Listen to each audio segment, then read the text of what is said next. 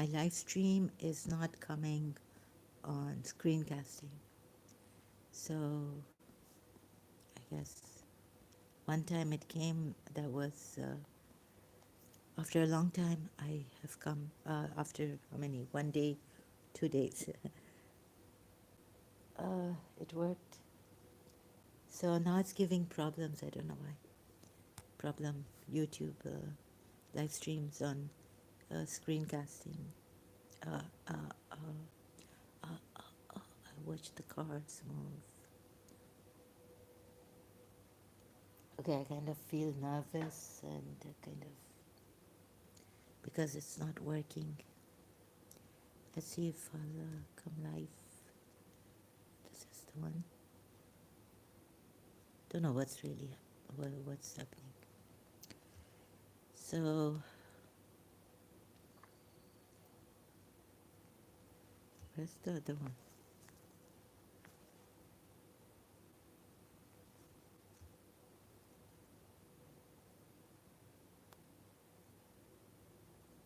Okay, I'm live. I found it. Let me see. Sound is good. Sound is good. Let me see. Sound is good. Sound is good. So maybe I should change the topic then. New believers, evil deeds are wiped out. How fair is it? Let's see how far I go with this. So it's in Surah Zumar, ayat, right?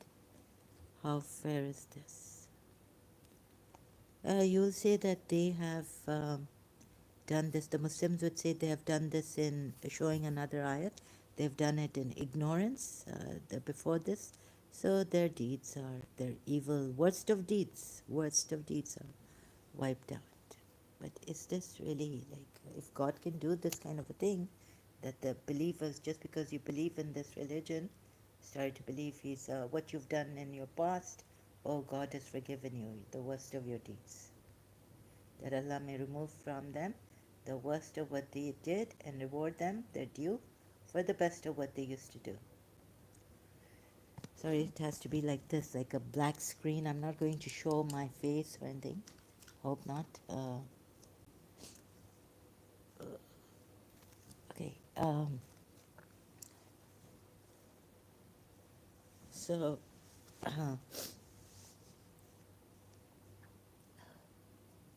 it's kind of funny. I'm kind of disorientated here because the screencasting is not showing. It's the I'm stammering and all this. Okay. Now, another thing is that someone kept coming here and talking against my president and me. Um, so it kind of, when I was sick with flu and still am recovering, oh, my mind was on this, right? And it made things worse for me. So it was like a killer, right? So I thought, okay, maybe, maybe they, since this Pakistani man, first of all, he could get himself into trouble because he's given his WhatsApp number, if that is the true number of Pakistan. I haven't tried as yet, right? Maybe will not. Or what his intentions were. I don't know, but I thought like maybe his intentions are to distract me or disturb me to no end because Fahad Ali has been coming before also, and they've been coming with the RB Singh has made a coffin for you, like that dead, when you're dead in Islam. But I don't need that coffin if I'm not a Muslim, right? I don't know how they're going to. Anyways, according to my country and what my religion was previously, maybe, but that's how they say it for a dead person, to make that material cloth. to wrap the dead person's body in it, right? Or cover it up. Kafan bana ke rakha hai and this and that. I don't know what his intentions were, but he could get himself into lots of trouble, lots of problems. Since he was saying that my president is a killer, killed the Awam and all this, he should know that if, like you think, oh, it's the truth, like he's speaking, so, and he has proof and he has secrets, then shouldn't he be afraid of the president, right, going after him?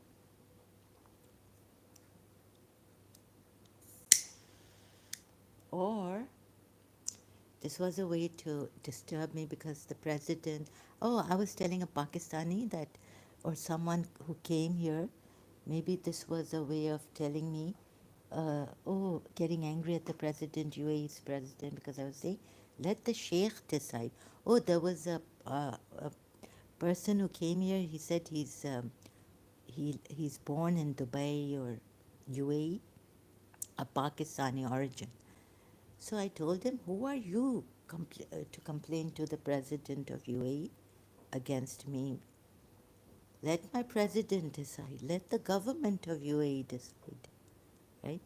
So maybe because of that, they got really angry. And since then, they've been coming here and they want to die even, for Islam. And this is the way to hurt me and disturb me to no end and start to insinuate these things against my president, the UAE's president. That he's killed the Awam, he's killed the nation. So I don't know what his cause was, but the Muslim Pakistanis, some of them terrorists, they can do these things, to suicide bombing here and there, Imam Bargas and Shia processions.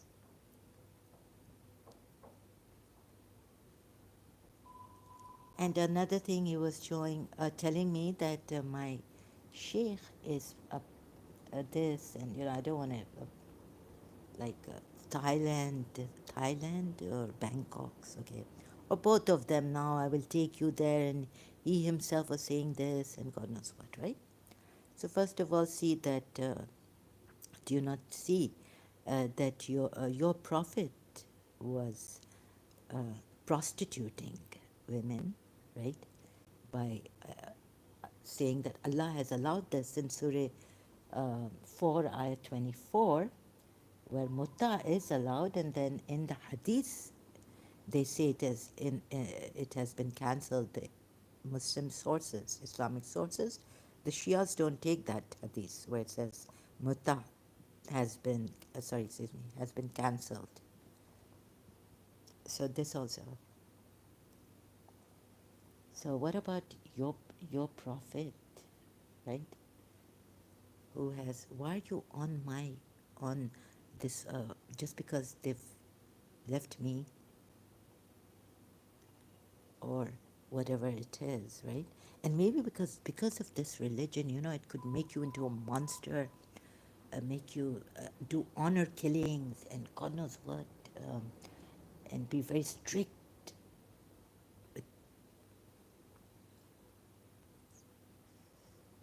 And since I won't be able to say this properly, like someone, if you kill your dream, you suppress your emotions too much, violently, nafs, jihad nafs, jihad self. So fight with your nafs, nafs, nafs. And then all your creative powers are gone. You've killed them, suppressed them. Now what will become of that? You would meet some people, unless they're very, very like they're Sayyids or, God knows, they're born in this Prophet Muhammad's all of, they have to keep themselves really poor and all this, like our Sayyid, our religious scholars, Shia religious scholars, some of them, or even the Sunni religious scholars. I can't say this probably. I'm not prepared for this, but whatever way, in a broken way. So maybe due to that also, like I, it's very unhealthy. I found this religion to be. And then you see the prophet himself, he's going after women, like he's to marry, God knows, okay, he can't marry these women, but you can marry these women. And then in Surah Azab also, it says, Surah Azab, ayat 52, right? Like, okay, you can't marry these women, and Surah Azab ayat 52,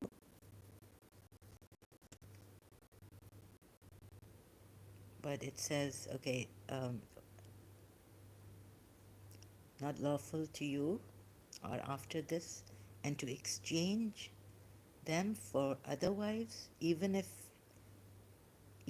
you it pleases you. I can't read like this, sorry, just getting used to now this way a little bit.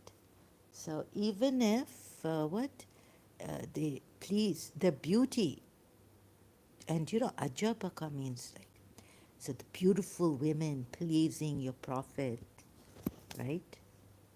It doesn't say like what we were told that the prophet Shias were told. Were you also Sunnis told the same thing, that oh, he was helping the orphans and marrying them and this and that?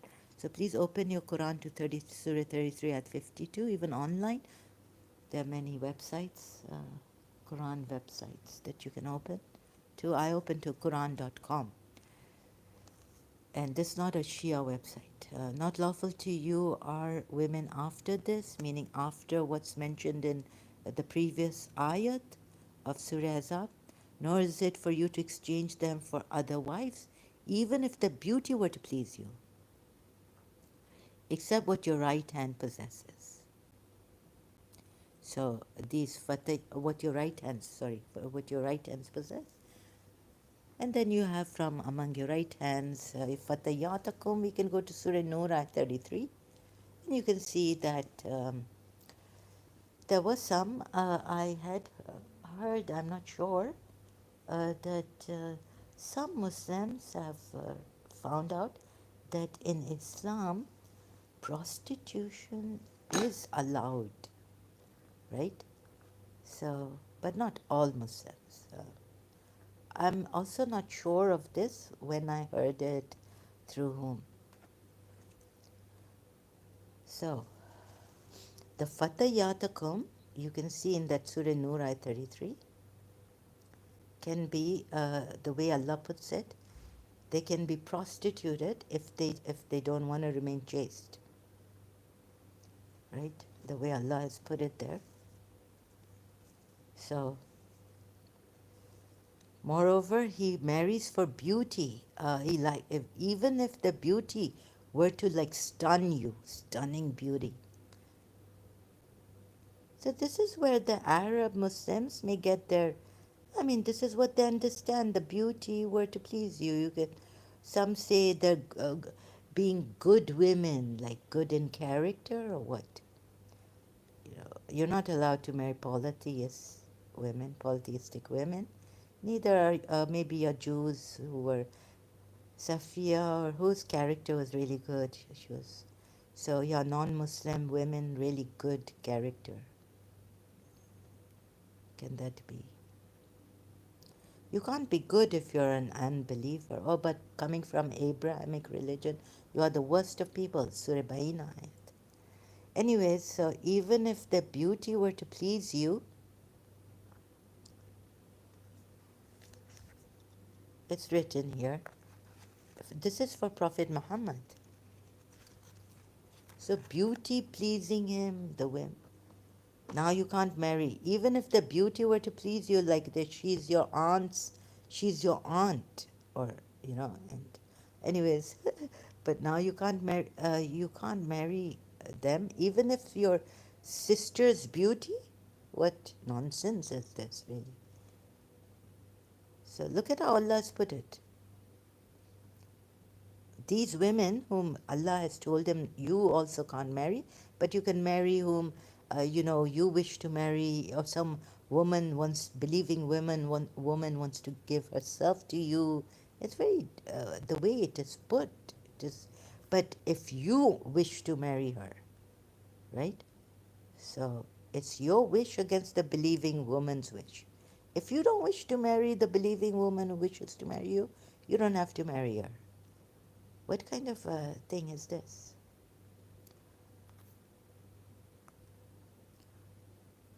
And even if you're this one, a prophet, what kind of a prophet is it? This beauty were to please you? Ajaba, I mean, not pleasing. It's like stun you. He's going after beautiful women. It shows, even if the beauty were to please you. Except what you're pleased is like a jabba is stunning, stun you. Except what your right hand possesses. So now, oh yes, you can marry what your right hands possess of the beautiful women also, beautiful. So don't blame the Arab Muslims who are following what the Prophet, right? At least in this they can marry someone, four wives, have four beautiful wives. Surah Nisa ayat for the orphans, what does it tell the believers? Also this, look at this. So your prophet seemed to be a pimp. Sorry to put it, I mean I have to put it this way. So there's it's because I now have, okay, I don't mean to hurt anyone, right? But this was my religion. And recently a Pakistani coming and saying things against my president, and it's really disturbing. He doesn't care for my health, nothing. What in worse than animals? You are. Surah 4. So we go to Surah Nisa ayat. So if you can't help the orphans, this is how it's put. O mankind, fear your Lord who created you from one soul. Yes, yes, fear. And give to the orphan their properties, and do not substitute the defective for the good. And do not, oh yeah. And then it says, and if you fear that you will not deal justly with the orphan girls, right? Then, meaning, then marry, like, then don't marry these orphan girls, right? So, where the orphan girls can you believe with? If you fear, you always have this fear. God has given you this fear. What a. And Prophet Muhammad has said that me and an orphan will be like this, believing orphan, maybe, right? Most probably, yeah. Believing, not polytheist orphan, like this in the hereafter, or in, together he's put his forefinger and the middle finger together, like this, or something. The hadith goes, right?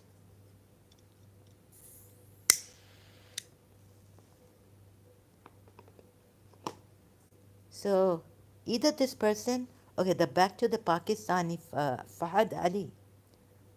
So he's been so angry at the president of UAE. Look, you have, because you have put your life, at risk. Okay. And if our president was a killer, you wouldn't be alive by now. Or even the first time you said that against our president, UAE president.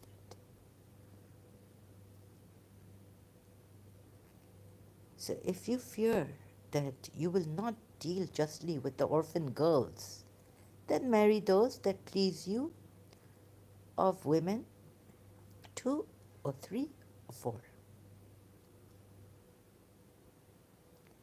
And one of my Shia, I don't know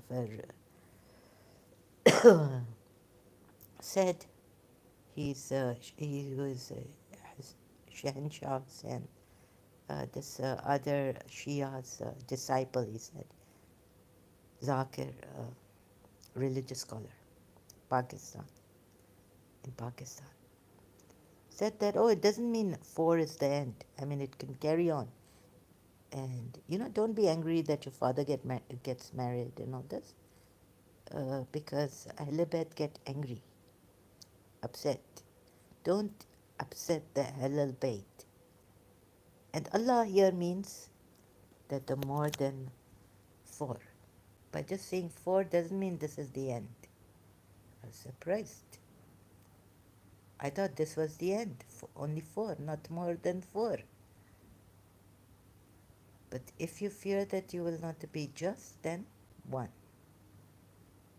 Or those your right hands possess, slaves. So even if you fear that even with one you will not be fair, then only those whom your right hands possess. That is more suitable that you may not incline, my God. This your God, what is this? And now you leave this. Not good. Right?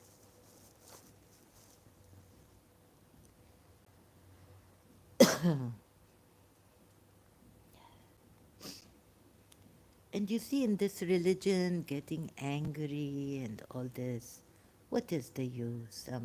Christians also, if they are angry, what is the use of this debate in debates and all this? And okay, Christians get angry, but at least I know they will not take my life, right, or harm me, or say wrong things.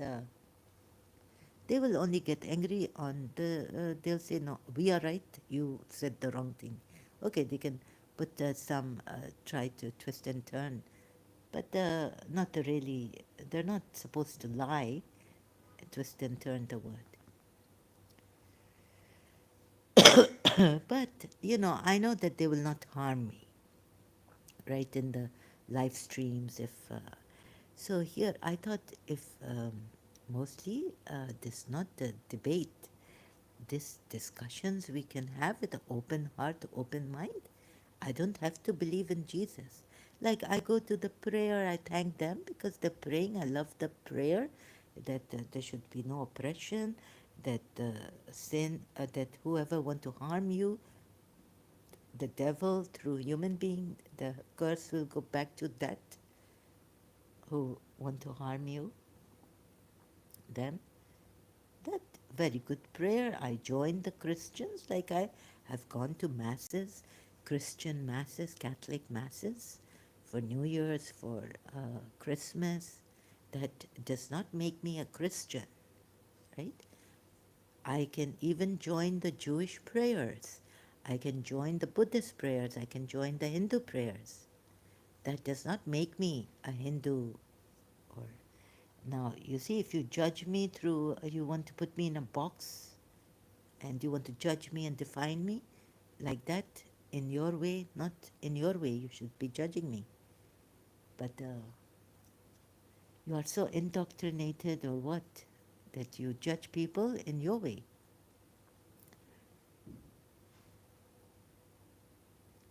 If I say Happy Easter to Christians, or I love the prayer that, and it really helped me boost my energy a little bit, give me that, and remove some evil from me, my mind that it has been uh, hurting me so badly for years now. So that doesn't mean I'm a Christian. See, I thank them and all this. I enjoy wherever for the good betterment of humanity, even going to these distance healers on YouTube. So they can, you know, uh, keep my mind open and join them wherever there's prayers for good, to save people's lives, to save them from the crutches, not crutches or this, you know, the thing of evil. Why not?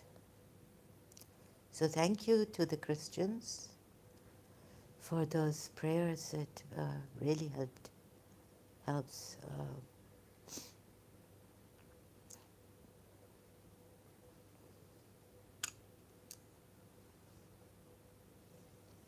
And then I see that the Hindus are celebrating Christmas. Hindu gurus are celebrating Christmas. Doesn't make them Christians, does it? And a Hindu, Dada Shriji, has said he believes in that Jesus Christ is going to come back. In an interview he gave to an Italian, he was saying that yes, he believes in Jesus Christ. Yes, he believes he will be coming back. So this Dada Shriji, Maitreya Dada Shriji. So this way, now you see what when you closely examine these verses, this was my religion, right? Now it's not. I say, please, I would not say it without showing you, right? So I've shown you so much. And if you fear that you will not deal justly with the orphan girls, then marry those that please you of other women. Oh my goodness. How many of you would fear this and not marry orphan girls? Most of you Muslims will not marry orphan girls, 2 or 3 or 4. Please you. Look at how God has put it. These poor orphan girls. Okay, thank God you will not marry them. You will have the fear.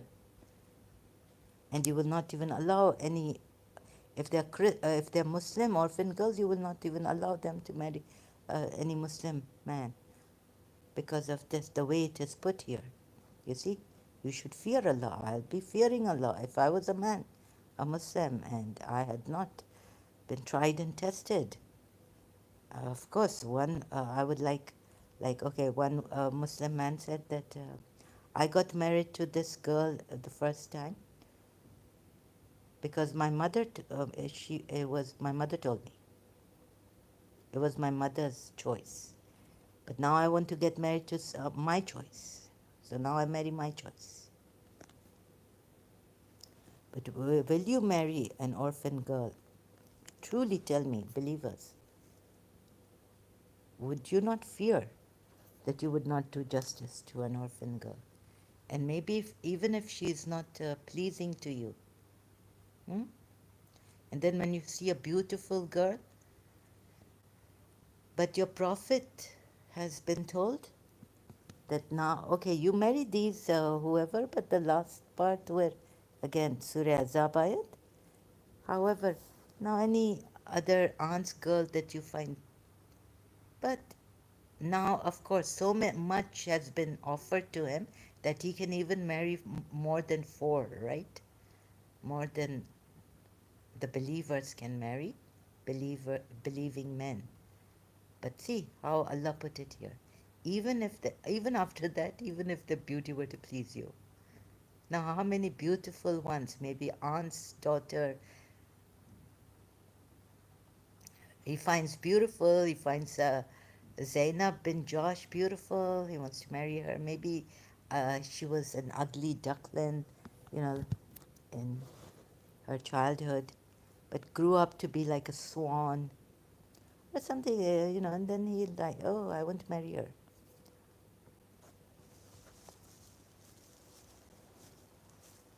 Oh, please you in what your right hands possess, and ever is Allah over all things and observer.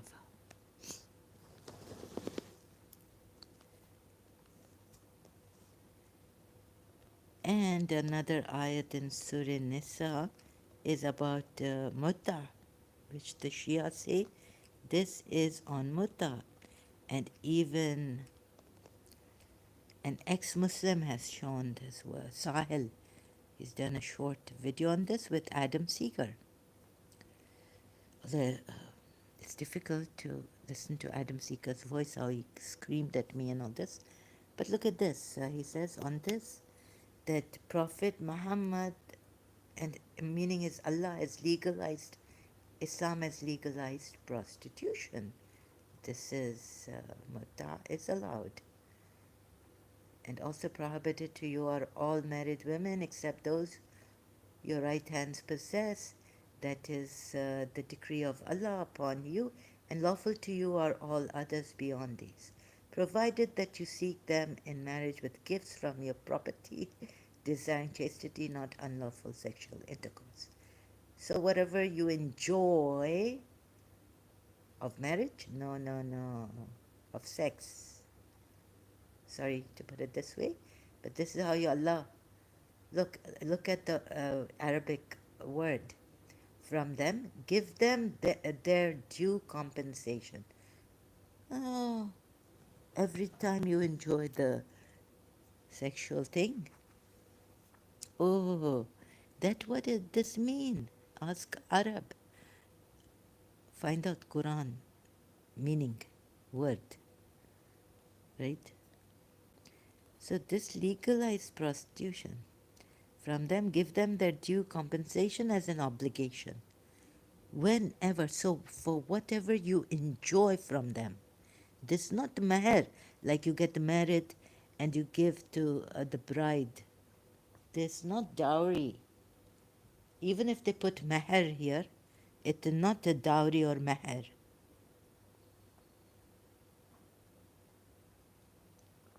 This definitely, at least this part, and for what time period, as an obligation, there is no blame upon you for what you mutually agree to beyond the obligation.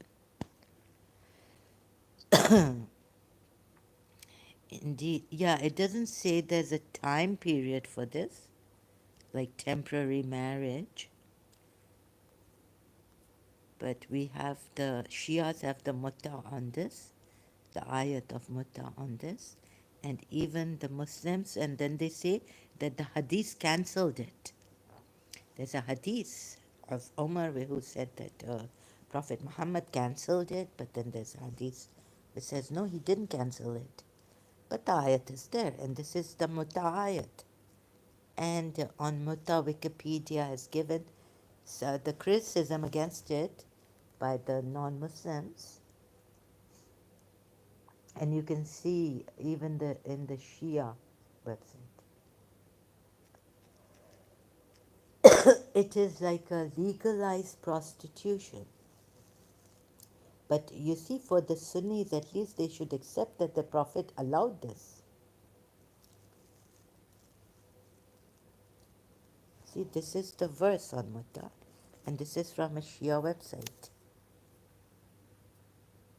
Right? So those of them women whom you enjoy, istimta, the 10th verbal form of the root MT is translated as enjoy.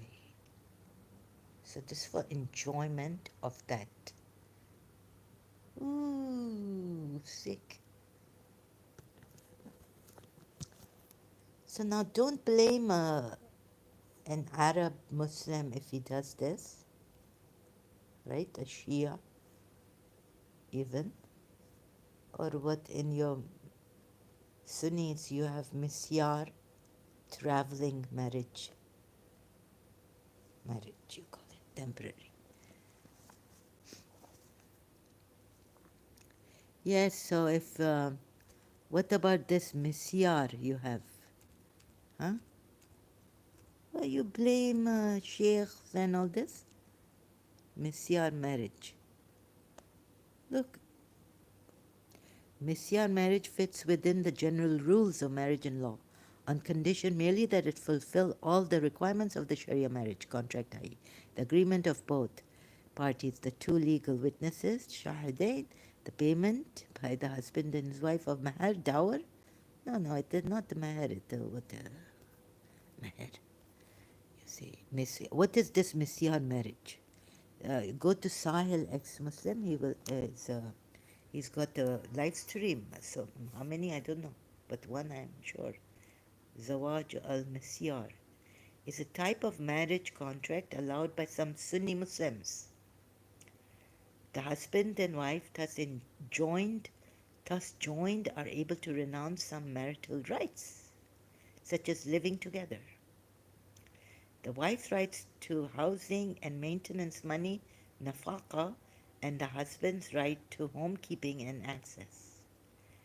Oh, the practice is often used in some Islamic countries to give a legal recognition to behavior that might otherwise be considered adulterous via temporary contractual marriages.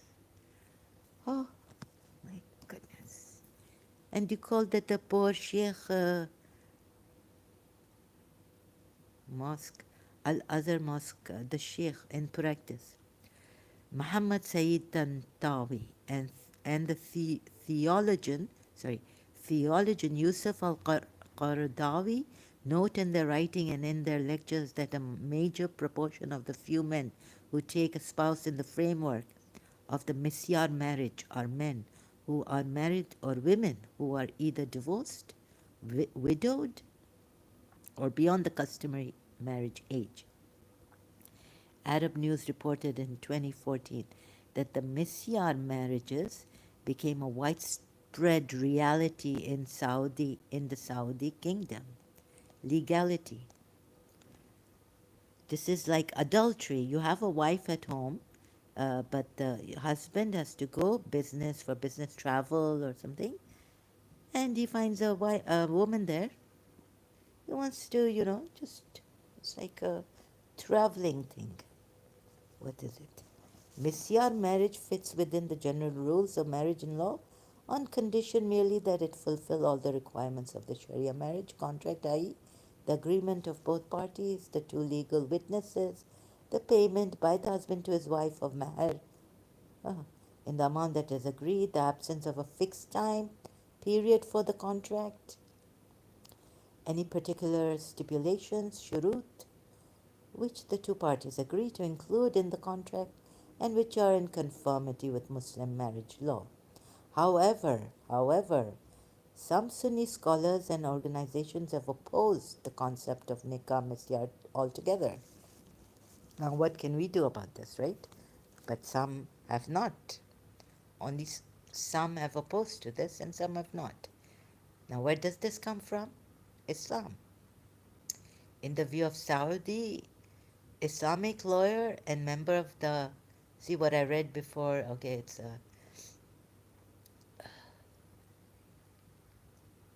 now I can't go up. I'm holding my device here. Sorry, excuse me. In the view of Saudi Islamic lawyer and member of the Higher Council of Ulama of Saudi Arabia, Abdullah bin Suleiman bin Mani. So please don't consider them pimps and all this if they have different women when they're going abroad, Bangkok, Thailand, and all this. The wife can at any time as she sees fit retract her renunciation of her financial rights and require of her husband that he give her all of her marital rights, including he live with her and provide for her financial needs, nafaqah. The husband can then either do so or grant her a divorce. For these reasons, Professor Yusuf al-Qardawi observes that he does not promote this type of marriage, although he has to recognize that it is legal since it fulfills all the requirements of the usual marriage contract. He states his preference that the clause of the renunciation be not included within the marriage contract, but be the subject of a simple verbal agreement between the parties, since Muslims are held by their commitments, whether they are written or verbal. In recent years, Islamic clerics in Saudi Arabia have declared misyar contracts as legally valid contracts.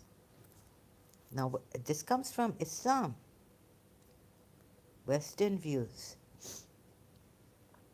Misyar has been suggested by some authors to be comparable to mutta, temporary marriage. That they find that, sorry, I can't just keep holding my, not feeling well, keep holding my device. and showing you this is on Wikipedia, right? So the sole purpose of sexual gratification in a illicit manner, like, in a legal manner. Look at this. University of Toronto, Karen Ruffle. Sexual gratification in a illicit manner. Why are you blaming my Emory University, Oxford College? Messiah marriage is a controversial issue in the Muslim world, as many see it as a practice that encourages marriages for purely sexual purposes, or that it is used as a cover for a form of prostitution. So blame Islam. See also. Now, where does this come from? Messiah now widespread reality. Arab News, 12 October. Look at this. References. Thank you, Wikipedia. This is from Wikipedia. It doesn't show. Hmm?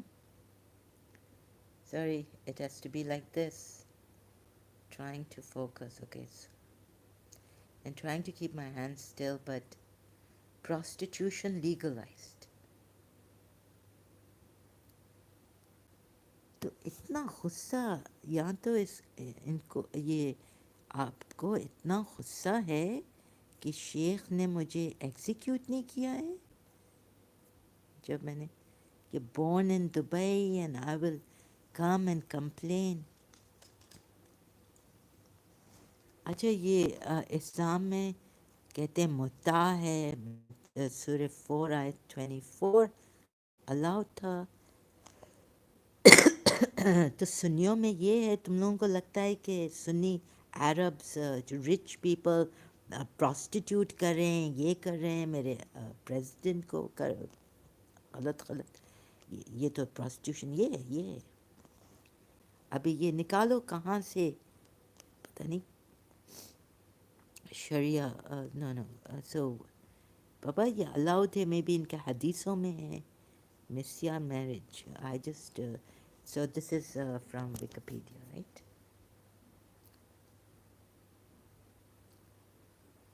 अभी लिखा नहीं है कि किस हदीस में है contract में पता नहीं या किस Qaradawi Yusuf sorry Al Qardawi Yusuf Messiah marriage archive from the original. Sorry, excuse me, I have to so I've got this I don't know how long I'll last here like this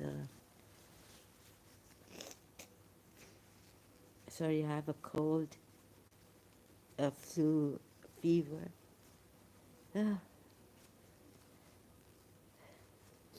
Zawaj al-Messiah. So ye allowed by some Sunni Muslims marriage contract.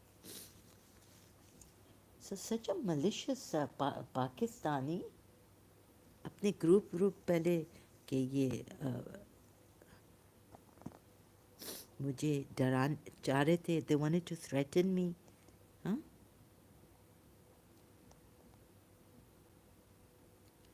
अभी कहाँ है वो रात को आता था used to come here. चूनी Fahad Ali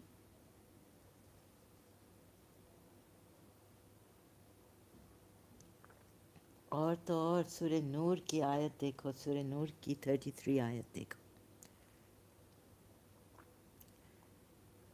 prostitution of fatayatakum.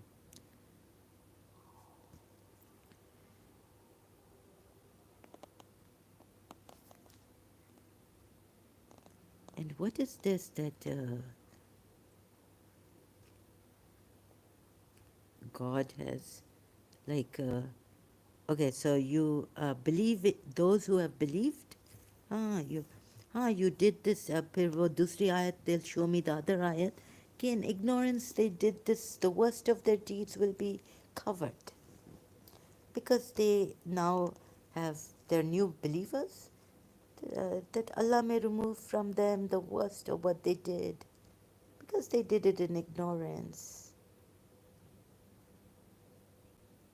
Oh, चाहे rape हो, चाहे किलिंग हो, क्या worst theft ho, adultery ho, fornication ho, whatever it may be. I'm talking in Urdu, so you know, for whom I should not give that much importance.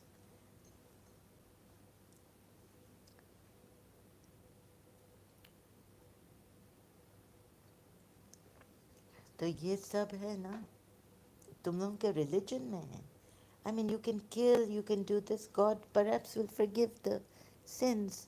I mean, the two wives can annoy the Prophet. Surah Tahrim ayat, then Surah Tahrim ayat 8, if you sincerely, then उनको फिर warning मिली अल्लाह से, और Jibrail is his helper, पता नहीं, righteous and angels will assist him. दो wives हैं जो annoy किया.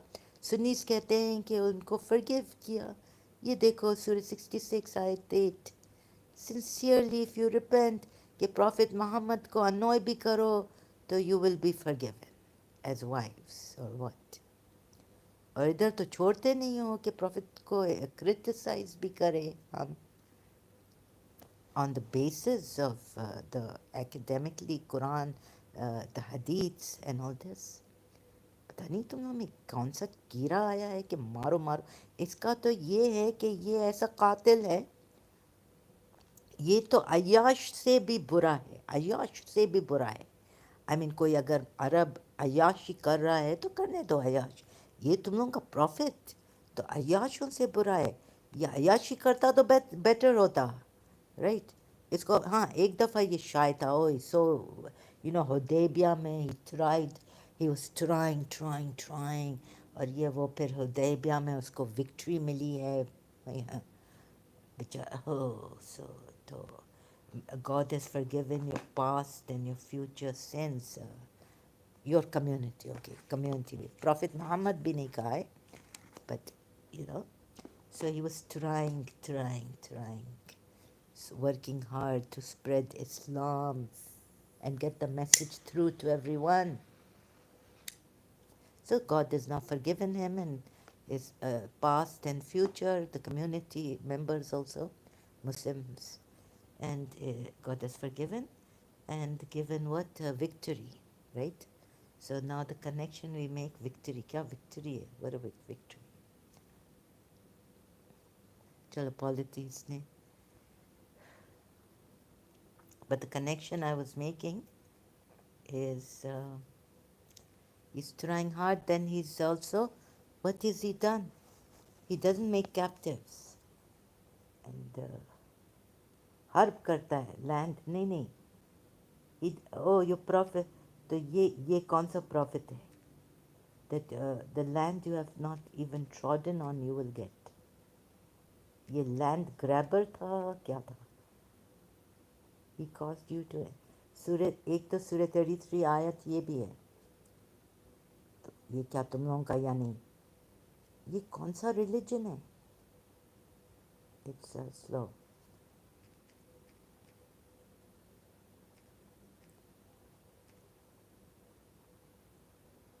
अक्लमंद और अच्छे इंसान इस रिलीजन में रहना नहीं चाहिए.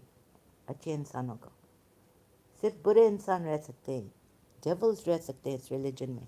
अब तो मुझे जब से पता चला I left it. So please see this. I'm quite grateful that I left it. Right?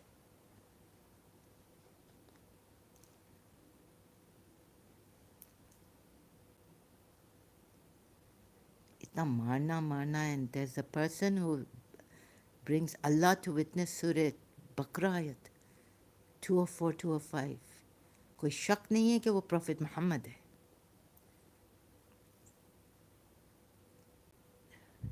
So land you have not trodden on. I'll show you all that. He bequeathed their land, their houses, their wealth to you.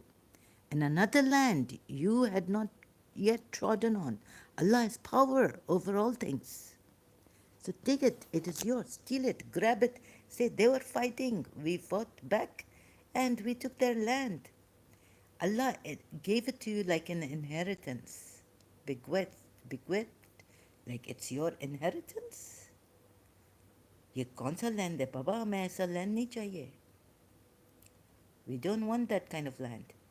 Other people's land, houses, and also moreover another land you had not yet trodden on. और कहोगे कि Allah has power over all things because Allah said it.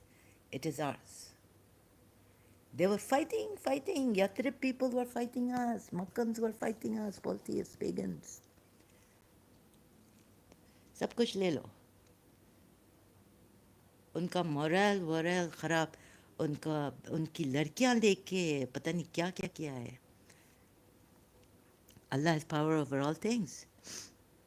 Possession and the land that you have not yet for. ये तो war monger. ये steal कर ऐसे grab करना land to use Allah. Allah has power over all things. So, when you fight them, take their land, exile them, if even they disapprove of you, fight them. जैसे सूरह हशर में किया ना, exile them, take their land, उसको Medina बना दो, नाम भी चेंज कर दिया. This is what he has done. On the pretext that, they were, now which, okay, one tribe chief, वो Jibrail, look and read the, Jibrail came to him and said that they want to kill you, they threw a rock at you. My goodness. And there's a Quran ayat, properly investigate. Abhi Jibrail, if Jibrail has come, Allah should have evidence, right? Ready for them that you wanted to. Just because, he had this, that Jibrail came and said, this rock that fell, they wanted to throw at you. वो कह रहे नहीं. They're saying no. ये क्या nonsense है. बराबर investigation होना चाहिए. और ये नहीं, मार धार है. Allah has power over all things and he made you inherit the land and the houses and the possessions and the land that you have not yet. Okay, I'm reading it twice. Surah Ahzab ki ayat 26, I think it is, or 27, let me see. Here they've given, he brought down those who supported them among the people of the scripture from the fortresses and cast terror into their hearts. A party you killed and you took captive a party. Sorry, excuse me. Now I'm going to go because my flu is getting worse. Need to rest. And he caused you to inherit the land. It's 27th ayat of Surah 33. And he caused you to inherit the land and the homes and the properties. तो ऐसे करके इन्होंने भी उनके properties ले लिए. जब मक्कन ने confiscate किया properties, because I'm sure he was going against their religion. This shows in Surah Tawbah ayats, right? And they are nijas, and of course they're not going to let them, because even giving water to the pilgrims, the pagan Arabs were, it's not, as Allah was saying, it's not equal to believing in Allah and all this. You wicked. So from here, okay,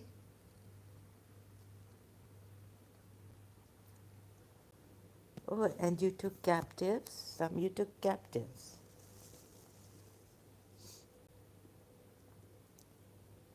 किधर लिखा है some you took captive?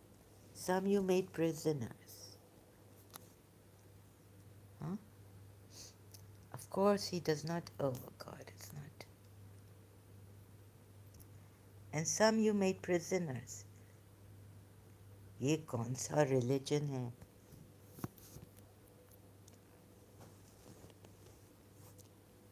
Some you made captive. Okay, so he does not take captives.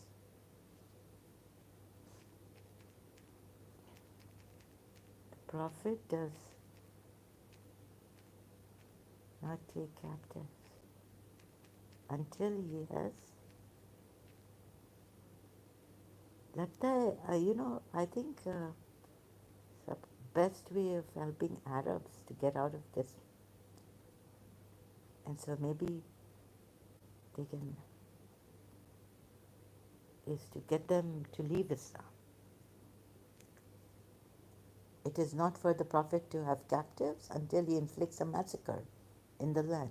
Surah Anfal, Surah 8, Ayat 67. Please open. I've opened this, Quran.com.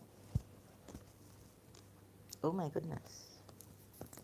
Here it says this. So, how much of Harb, no, whatever he's done, inflicts a massacre upon Allah's enemies in the land. Meaning,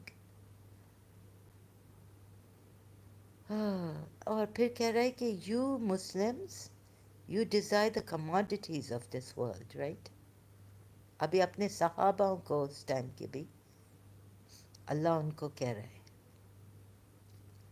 But Allah desires the hereafter. It's a doomed religion, really. Doomsday. And Allah is exalted in might and wise. तो तुम लोग Arabs को क्यों, Arabs जो rich है उनको क्यों blame कर रहे हो?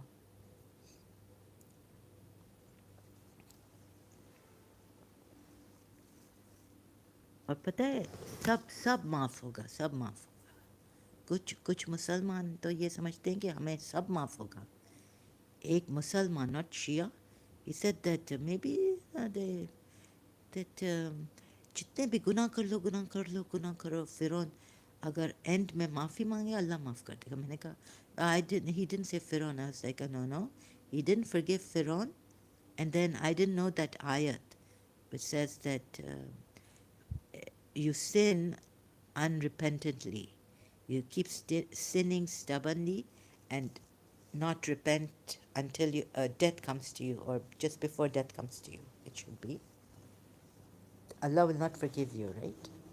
So some Muslims don't know this. They can just do many things and get away. The only thing unforgivable that the Muslims are afraid of, and it is unforgivable by Allah, is shirk.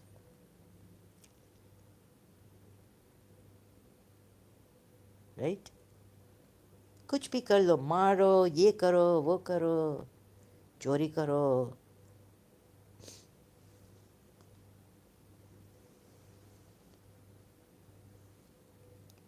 Forgive हो जाएगा. पता नहीं क्या है.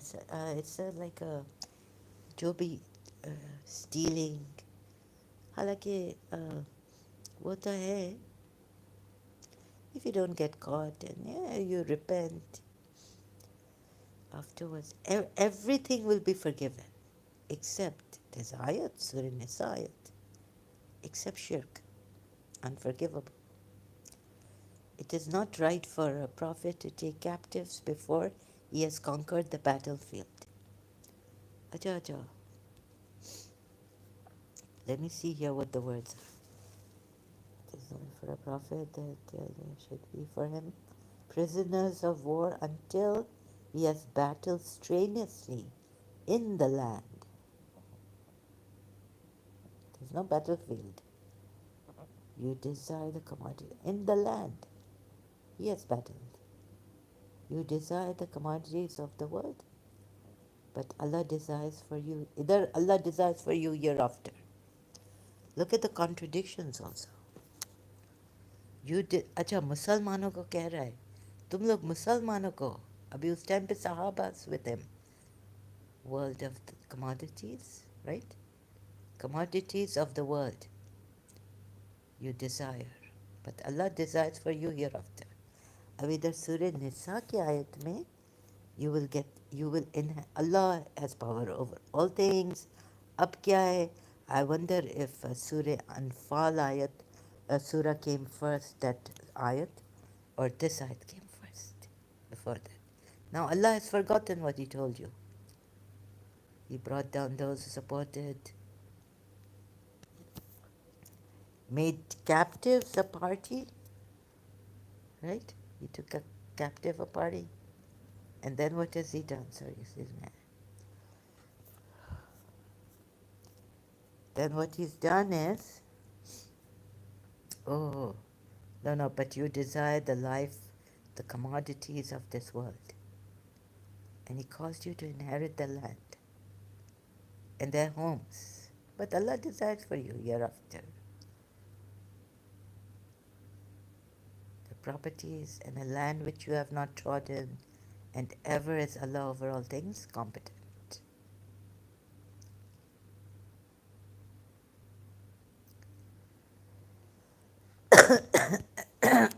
Do you see the contradiction?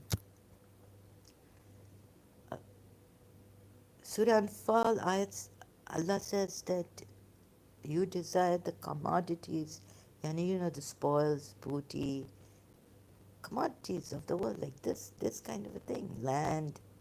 Here Allah says He has power over all things. He caused you to inherit their land and their homes and their properties. Allah और उधर मुस्लिम रो रहे हमारा घर ले लिया हमारा they took our houses or Allah the Makkans and he had to and they wanted to kill me. And only the hypocrites will not emigrate with him to Medina or after him. Hmm? And the women who have emigrated with you, you can marry.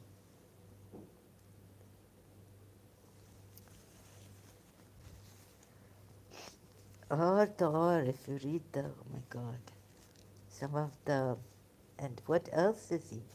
Like Muhammad Ayat showed you, ex-Muslim Muhammad Ayat. What, if you read the hadiths also, oh, indeed, I don't, when it was, I'll throw up, what a sick prophet. Really, he's telling a queen, I want to do it with you, do it with me, do it to me. Allah, don't insult that Lionel Richie song, Zahra. What nonsense. So I have to go to Muhammad Ayad and get the, I don't know where I saved it, the hadith, Muhammad Ayad, vulgarity of the Prophet, the vulgar Prophet. Look.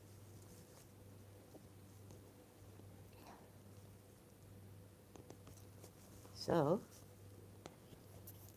please subscribe. It's very good.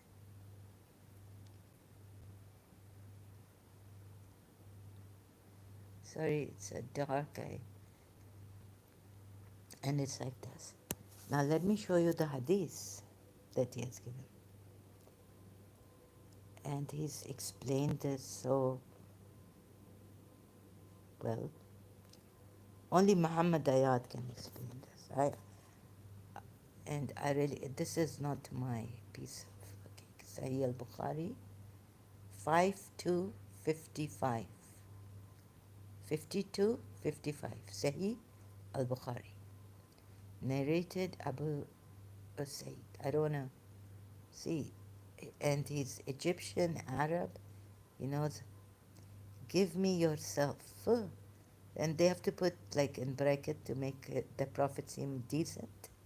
But it's only in brackets, mind you. As a gift. Like, let me. She said, can a princess, mean queen, give herself in marriage to an ordinary man? The Prophet raised his hand. Muhammad Ayaz said he wanted to hit her, not pet her, so that she might become tranquil. Yeah, and you come here, you see, and you say you are joking. Your Prophet not joking. He really mean it. He want to boom boom with her. Dingy dingy. How terrible, sick. So only bad people now, only evil people will be taking this, will be in Islam. Good people are out, out. We have nothing to do with Islam, right? Let me, if I'm not too presumptuous, I don't, humble. I just want to help my Arabs and Muslims and Pakistanis, good people, decent. Please, you must have left. How much we show you? Ex-Muslims are there. Muhammad Ayad, very decently, very in detail, properly explaining, we are not your enemies.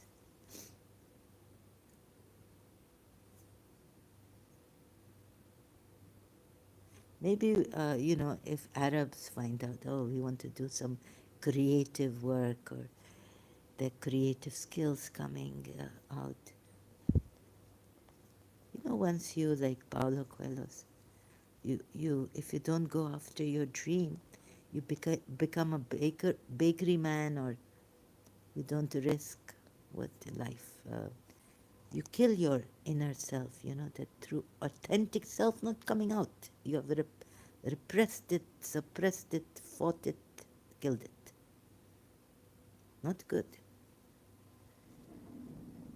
Some monster coming up.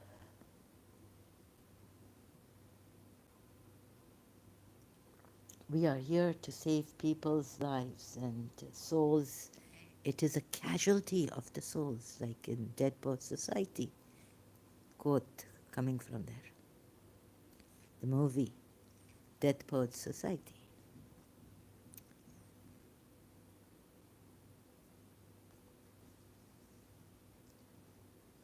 Maybe repressed, repressed feelings. Then devils come out there with they creep up,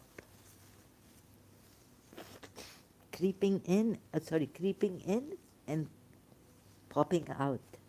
Ooh, where does devil come out? I also wondering. You suppress, you become very unhealthy. Although yes, there's some. My father was saying, like our religious scholars, they lived a very simple life. They not. When the religious scholar come, we just stop drumming and all this. No mehndi, nothing happening, because Sayyid, religious scholar, there to say the nikah until he leave. Then Shias, we start. So, yeah, they're good people. They're not. They don't feel repressed. I wonder why. I've thought about this, but because their family, their dada, nana, with the Prophet Muhammad, maybe they don't. Maybe because one Sayyid tell me, it's very easy. I say it's very difficult to even, like he said, just okay, if you can't follow them, just be with Ahl al-Bayt. I say, yeah, because I say I can't follow them. He say it's very easy. Maybe because he loves Ahl al-Bayt, because it's his progeny, you see. Otherwise, that's not true. And maybe because love really did save him, and he not to realize that. So, and sometimes, for belief, people doing all crazy things and thinking it's normal.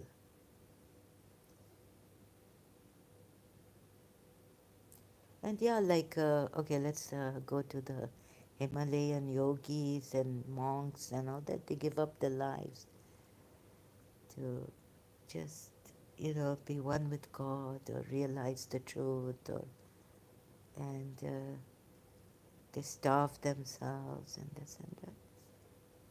Yeah, yeah, that you can do. But not for everyone. Maybe that's not for everyone, right?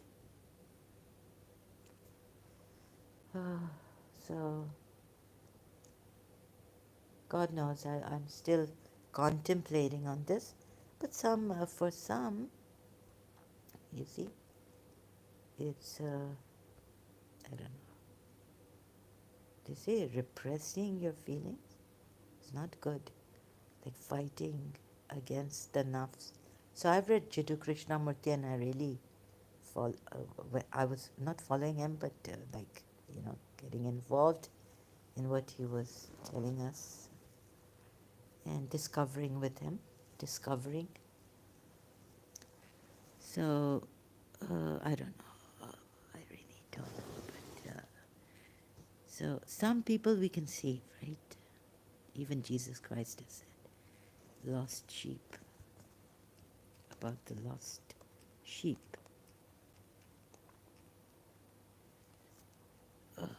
The parable of the lost sheep. Luke 15, verses 4 to 7.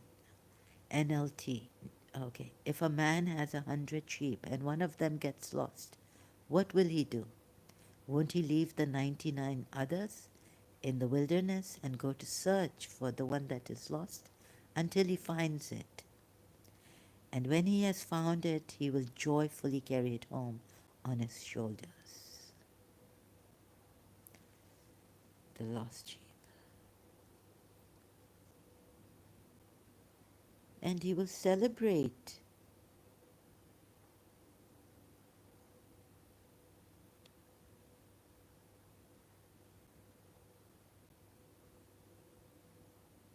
The parable of the lost sheep. Matthew also 18, BBC has given it.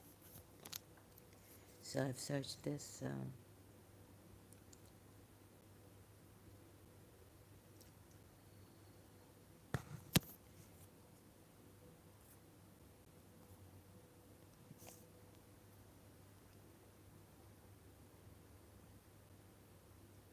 This is Bible.com.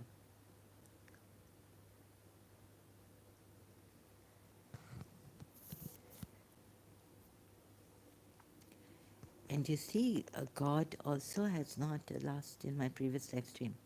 Timothy. So I tell you that I've been telling you, thank God by now I realize that God should not cast fear in you. For God hath not given us the spirit of fear, but of power and of love and of a sound mind. So 2 Timothy, paragraph 1 or and verse 7. I used to know how to read. Now I've forgotten even the Bible way of reading. So this is 2 Timothy 1, verse 7. I think paragraph 1. 2 Timothy. For God hath not given us the spirit of fear, but of power and of love and of a sound mind. So sound mind would give you discipline. So this is what I realized searching in my previous, I have done this and the previous before that, the screencasting one. Surah Fatayat, right? What should God have given you, believers? Then you would not have sinned. Like doing haram and then, God saying, okay, I'll forgive you. Sin is haram, Surah Araf ayat, right? But no one is infallible, no believer even. This is what I learned as a Shia.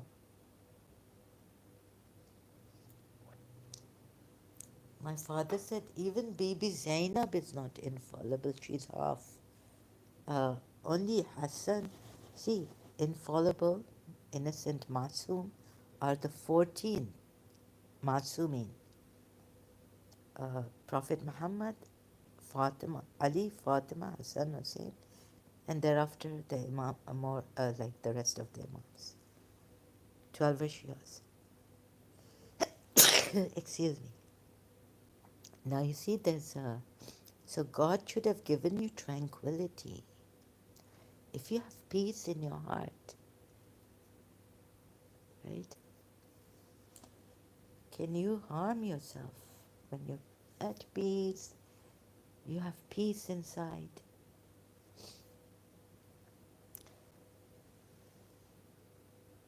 And that what moves you is the passion. Okay, so maybe your passion is belief in God. Right? But can you harm anyone when you have peace inside? You'll be such a peaceful person. Not dead, not dead, just tranquility, peace. So this is like power, love. When you have love in your heart, here in the Bible, in the Quran, like before we, Allah tells them, before we obliterate faces, believe in this, Ahle Kitab, people of the book, before we obliterate faces. There in Surah Baqarah it says there's no compulsion in religion, right? So this, for God gave us not a spirit of fearfulness, but of power. Now where has He given you the, He doesn't even know in the Quran, what does He say about the spirit? That's why He doesn't want to tell you what the spirit is. Here, Timothy. The spirit is by the command of Allah, and of knowledge, Allah has not given much, but little. So that He scare you. And Imam Ali said that, knowing Allah, in awe of Allah, it's like a rope trembling, like shaking with this happening. Oh, something should give you peace. Allah should give you peace. What is trembling and fearing Allah?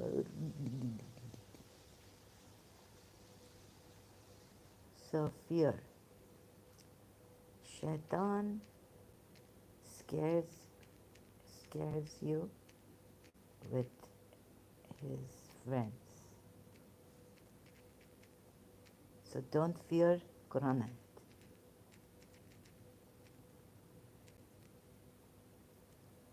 Al Imran verse 175. That warning was only from Shaitan trying to prompt you to fear his followers. So do not fear them, fear me.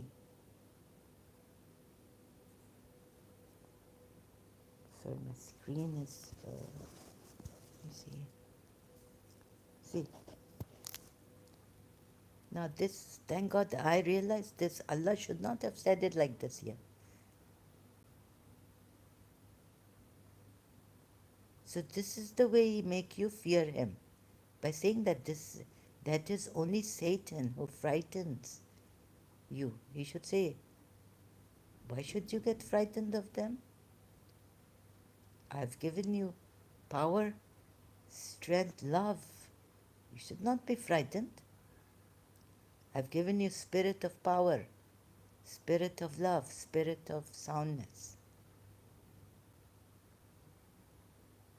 So fear them not, but fear me.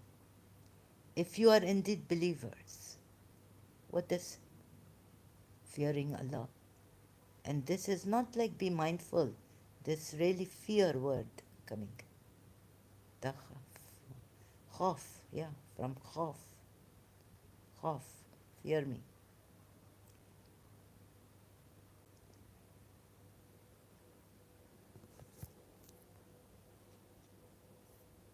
How much will it take for you to leave this religion, make you very unhealthy but terrible?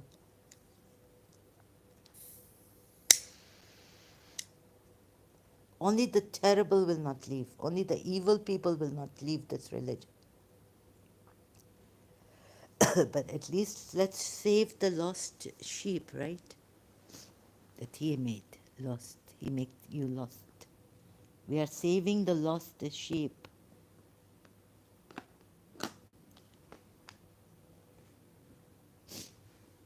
So open your heart to love. Love all. Embrace everyone in spirit. Don't see whether they're Christian, Jews, or Buddhists, or whoever. You see, like even Buddha, he become very Ayash, right? Buddha, he go into all this entertainment. I read Herman Hesse book, Siddhartha. Then he become good. Then he become Buddha, enlightened.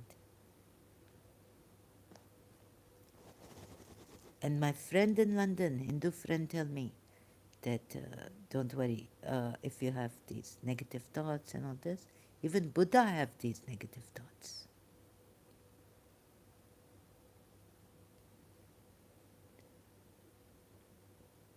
So then he became Buddha, right? But I tell you, this Prophet Muhammad worse than Ayash. Worst. He, what Surah 2 ayat says about this person is really him. He worse. I think better to be like Buddha Ayash and then get enlightenment. And not only this, he make you Ayash. Who make into boom boom and ding ding and all this. Mesyar and Mutta and whatnot. Oh, just adultery, keep away from this, just in name. Which man is going to do adultery, a Muslim man? When he have Mutta to do, when he have Mesyar to do. He can keep mistresses and laundries and all this, sex slaves and... Now some Arabs say that what?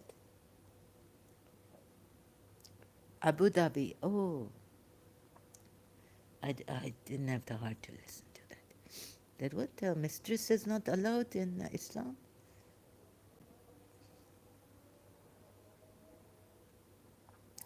So Surah, I was going to, Surah Baqarah ayat 204.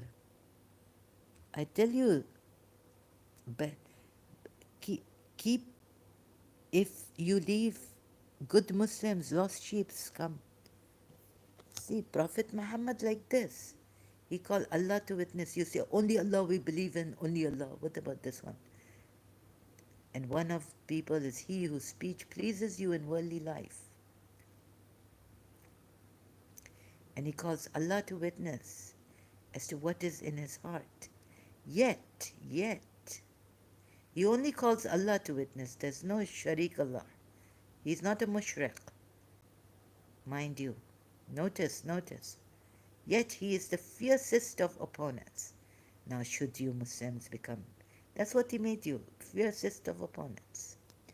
And then what you do? You go killing. He who says, criticizes, मेरे नबी को कुछ नहीं कहो, मेरे इस्लाम को कुछ नहीं कहो, तुम लोगों का क्या मोनोपोली है? या हम लोग criticize नहीं करें? And when he goes away, he strives throughout the land to cause corruption therein and destroys crops and animals in the name of Allah. That's what he did. Or destroying crops, progenies, Jews, he destroyed.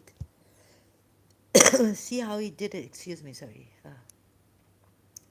Whenever he attains authority, he goes about the earth spreading mischief and laying to waste crops and human life, even though Allah, whose testimony he invokes, does not love mischief.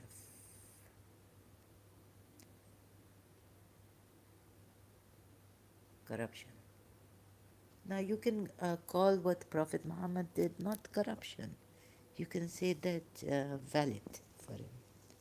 That not corruption, that because Allah gave him the land to inherit and they were fighting. That's not corruption.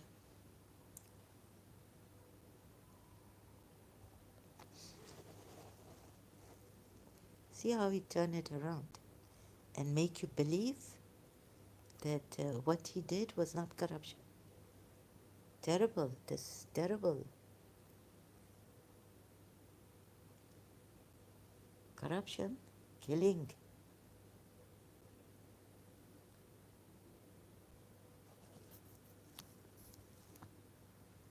Right? This is not about Prophet Muhammad, you would say. But I tell you, this is about I don't tell you. I showed you in my previous live stream. Who is? Look, I showed you step by step. Again, I will show you.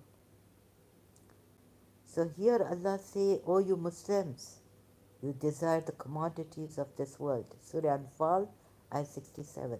It is not for a prophet to have captives until he inflicts a massacre in the land upon Allah's enemies. You call this Allah's enemies? See, now in brackets it's put upon Allah's enemies.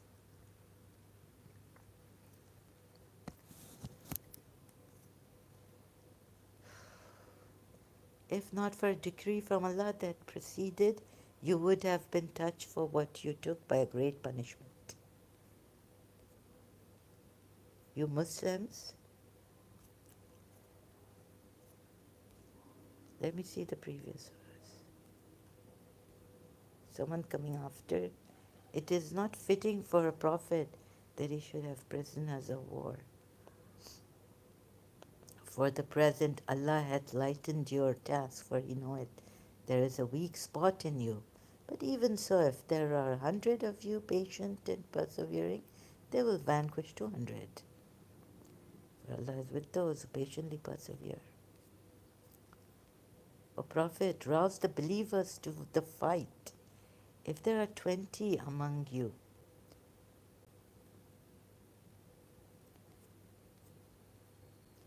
O Prophet, sufficient unto thee is Allah. Oh yeah, this is about those polytheists, Makkan. And moreover, he had put affection between their hearts. Not if thou had spent all that is in the earth could produce affection.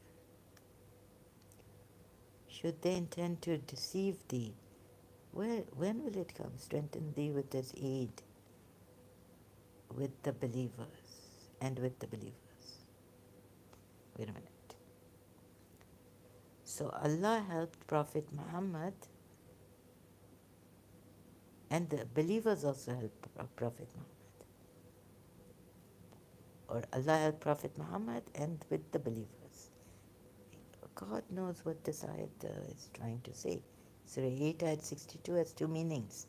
And if the enemy incline towards peace, do thou incline towards peace, it says here, and trust in Allah. Oh, so this would mean, yes, here it does say yes. This would mean that they are fighting you, so you fight them, right? I did this long time ago. Okay. And if they incline to peace, then incline to it. And rely upon Allah. Indeed, it is He who is the hearing, the knowing. Surah Anfal at 61. We're going up. Against them, make ready your strength, the utmost of your power, including, yes, war. Strike terror into the enemies of Allah and your enemies.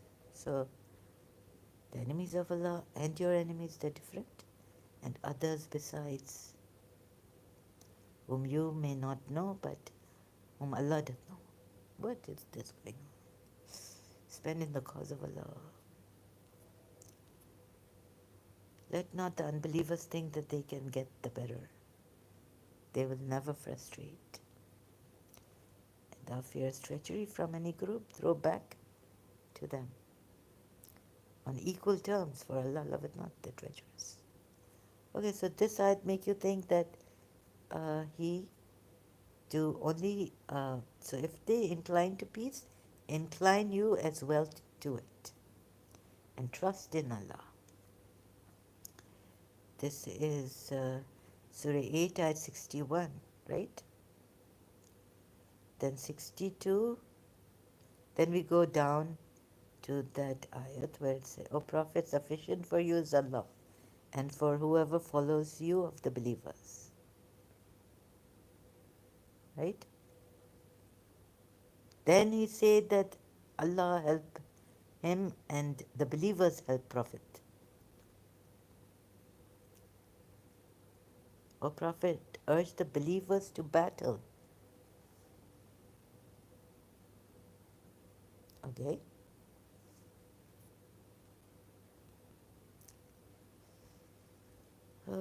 This really like, okay, so now Allah has lightened for you.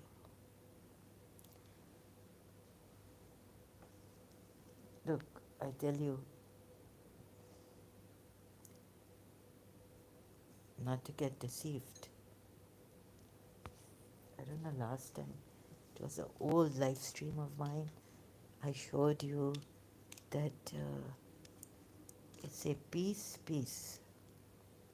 If they incline to peace, you also incline to peace. I'm trying to find it. The glasses. I was wearing. Oh,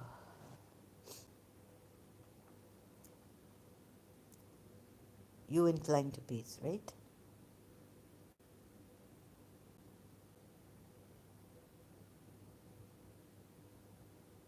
So if they incline to peace, you also incline to peace, right? They are the enemies of Allah, but if they incline to peace, you also incline to peace. Then what did I show you in the Purana live stream, old live stream? Surah Fat Ayat 11. Now these are saying, no, no, but Prophet Muhammad has said, get up, help. This is for the believers now. Oh, so Surah Fat Ayat now against, these are hypocrites, hypocrite believers, Baduans. Those who remain behind of the Bedouins will say to you, our properties and our families occupied us. So ask forgiveness for us. They say with their tongues what is not within their hearts. Say, then who could prevent Allah at all if He intended for you harm? Now they are being warned of Allah can harm you, or intended to you benefit. Now can Allah harm? No, Allah will harm you because you have not, as believers now, you have not gone and you have to help Him. Surah Fatah at 9. Honor Him. And sometimes it is Allah is sufficient for Him. So many contradictions. Sometimes the ayat is that, oh Prophet, Allah is sufficient for you. Sometimes the ayat is, oh Prophet, Allah is sufficient and the believers who follow you, meaning are sufficient for you. In Surah Anfal, it has two meanings. You could. Then we saw. But now, so there it says, they not fight you, but now he's with these hypocrites. What has he told them? You did not help me when, so you did not obey me. But you thought that the messenger, now it's on their thinking also, that you thought that the messenger and the believers would never return to their families ever, and that was made pleasing in your hearts. And you assumed an assumption of evil and became a people ruined. Right? You became a people ruined because you assumed.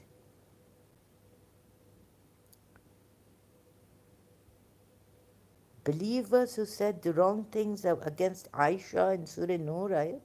They didn't become ruined. But these believers, they were hypocrites, they became ruined. Surah Fat ayat 12. And then it goes to, and whoever has not believed in Allah. Now it's on belief. Sometimes the ayats are on belief. Not believing in Allah and His Messenger, then indeed we have prepared for the disbelievers a blaze.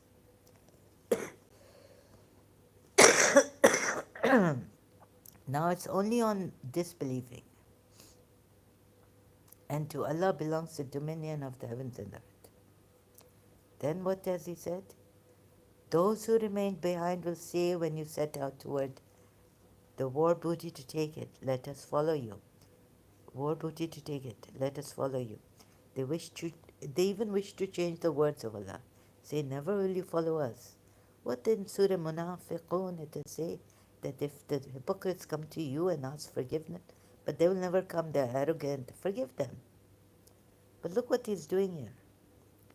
Rather you envy us, but in fact they were not understanding except a little. Then what has he done? in Surah Fat, say to those who remain behind of the Bedouins, you will be called to face a people of great military might. Just because they didn't obey Prophet Muhammad and go with him, here. Oh, so if they don't fight you, don't fight them. But now they are ruined. Or say to those who remain behind of the Bedouins, right? Now, how has he made them become mubtala, get involved in this fight? You will be called to a people of great military might. You may fight them or they will submit. So, if you obey, Allah will give you a good reward. So, you disobeyed, and this is what you will get. Forced to fight. People of great military might, maybe you may fight them or they will submit. So God knows where this military might will come. When did it happen in history? To Allah and His submit. Oh, need to see the tafsir of this ayat, but I have not the words Yuslim. I have two meanings, and both are implied that they should accept Islam and they should submit to the Islamic rule. Oh. So were they Muslims or were they hypocrites?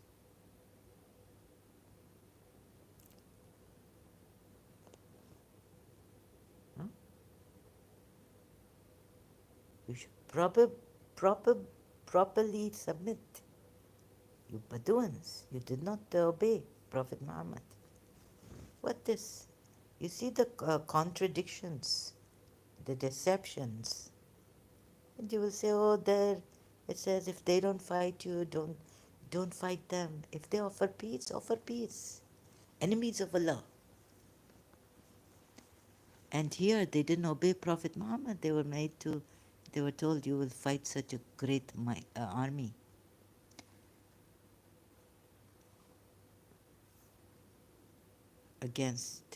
You will be called against those who possess great might.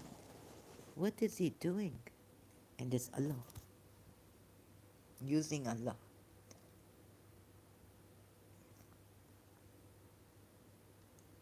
So this all I felt, what I saw was quite contradictions and deceptive.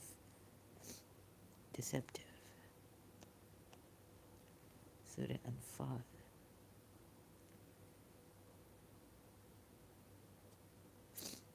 Excuse me. Should they intend to deceive thee, Allah is sufficient for thee. See. Should they intend to deceive thee, verily Allah is sufficient for thee, you. He it is that hath strengthened thee with His aid and with the believers.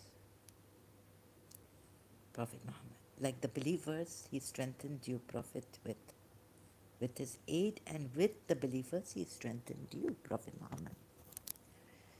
And where's that one I want to show you? If the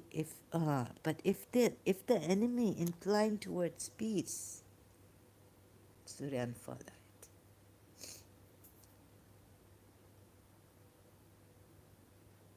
But if the enemy incline towards peace, do thou incline towards peace, and trust in Allah, for He is the one that heareth and knoweth. So if they incline to peace, then incline to it. Wait a minute.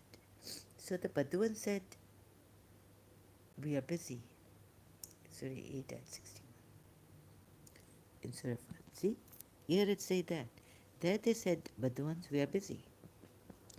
Said, oh, no, you have disobeyed Prophet Muhammad. Now you will face such a mighty army, forced. Huh?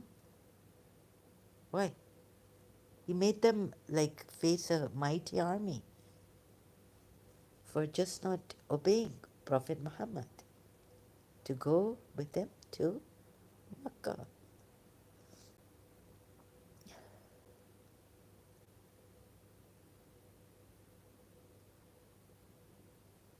Something really strange here, don't you see? Shias also, you see.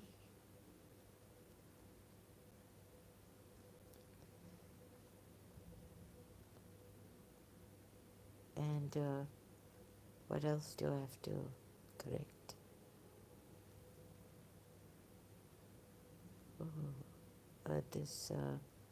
Oh, in my other device. So I have to go to Surah Fat. Is it Surah Fatah? Allah forgive you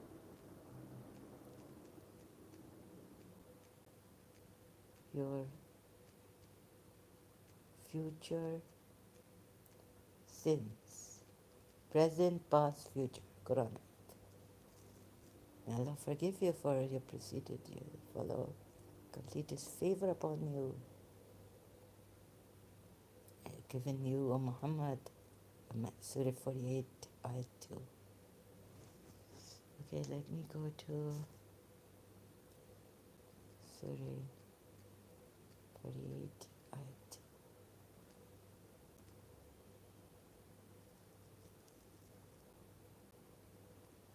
So what do the Shia say about this, you know? Never, never, never. It is not his sin. Yeah. Whose sin is it? It is the...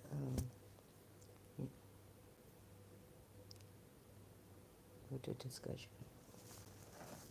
No, it's not given by... I was reading... let me see. Shia.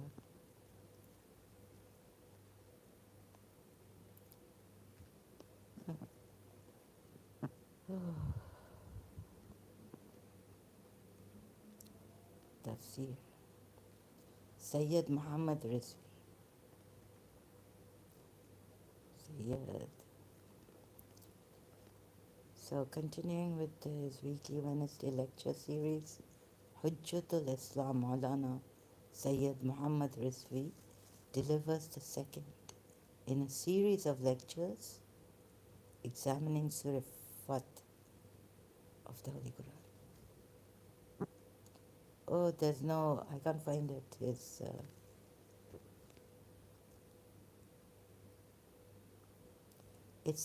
It's on video here. Sorry, it's not written. And here's a. Oh God, how shall I go there? Maybe it's here.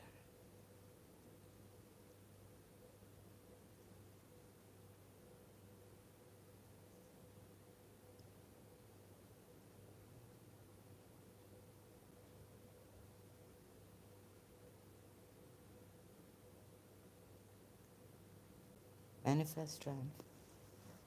Messenger explaining. Oh God. Let me see. Sayyid.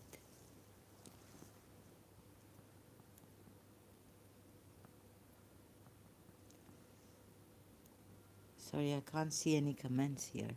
Makes a reference to the fact that approximately 1,400 people were with the Noble. The Quran is, where is it? It would have been better if I'd found that, what Sayyid, what's his name? Sayyid Rizvi? Sayyid Rizvi, just Rizvi. Oh.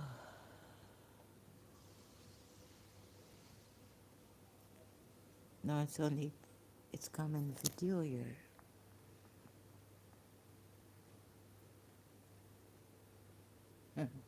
So, excuse me.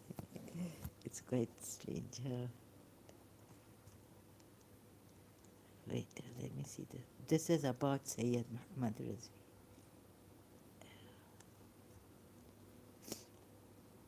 The Treaty of Hudaybiyah.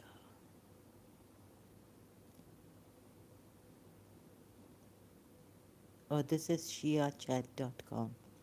Sorry. I can't find the article here. But Sayyid Muhammad Rizvi.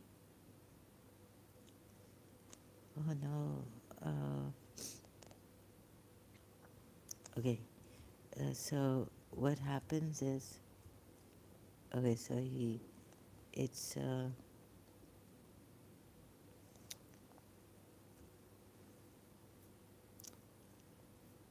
what shall I do? Tafsir.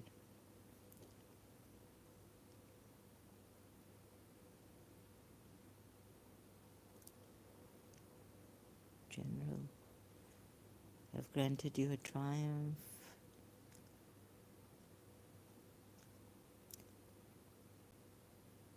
Allah may forgive you your sins of the past and future attributed to you by Makkah and polytheists, and complete His favor on you and guide you on the straight path.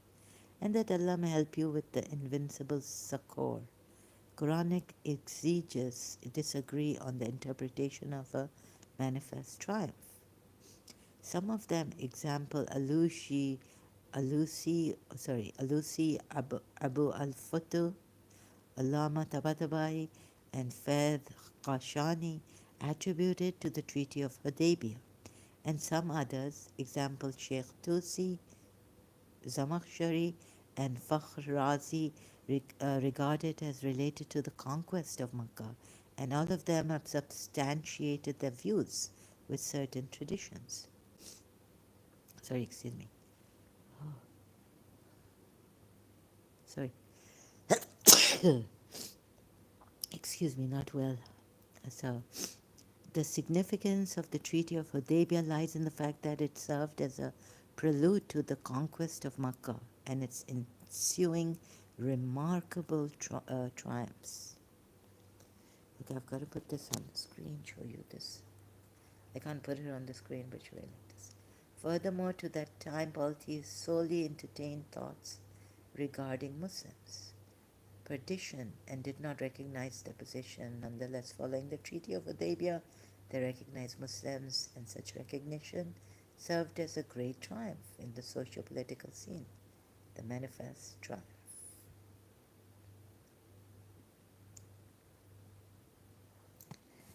Sorry, I can't keep holding this device and have to.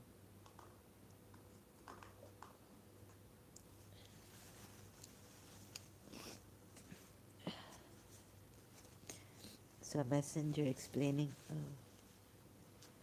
manifest triumph. We have granted you, but where's that? And the word done used in the second verse. This is, we have granted you triumph for your forgiving, for your forgiving, your sin upon you, guides you, grants you succor. The word dhanb used in the second verse signifies the consequence of anything, and it is often employed in the sense of the consequence of sins and their evil consequences. Shia. Right? Evil consequences. It also can be used as sin. Consequences of sin. Sense and their evil consequences. I just, sorry, excuse me. Consequences of anything. Done. Yeah, this is the word used in this ayat. And I was saying it's not sin, it's fault or error. But this is what they say, the Shias.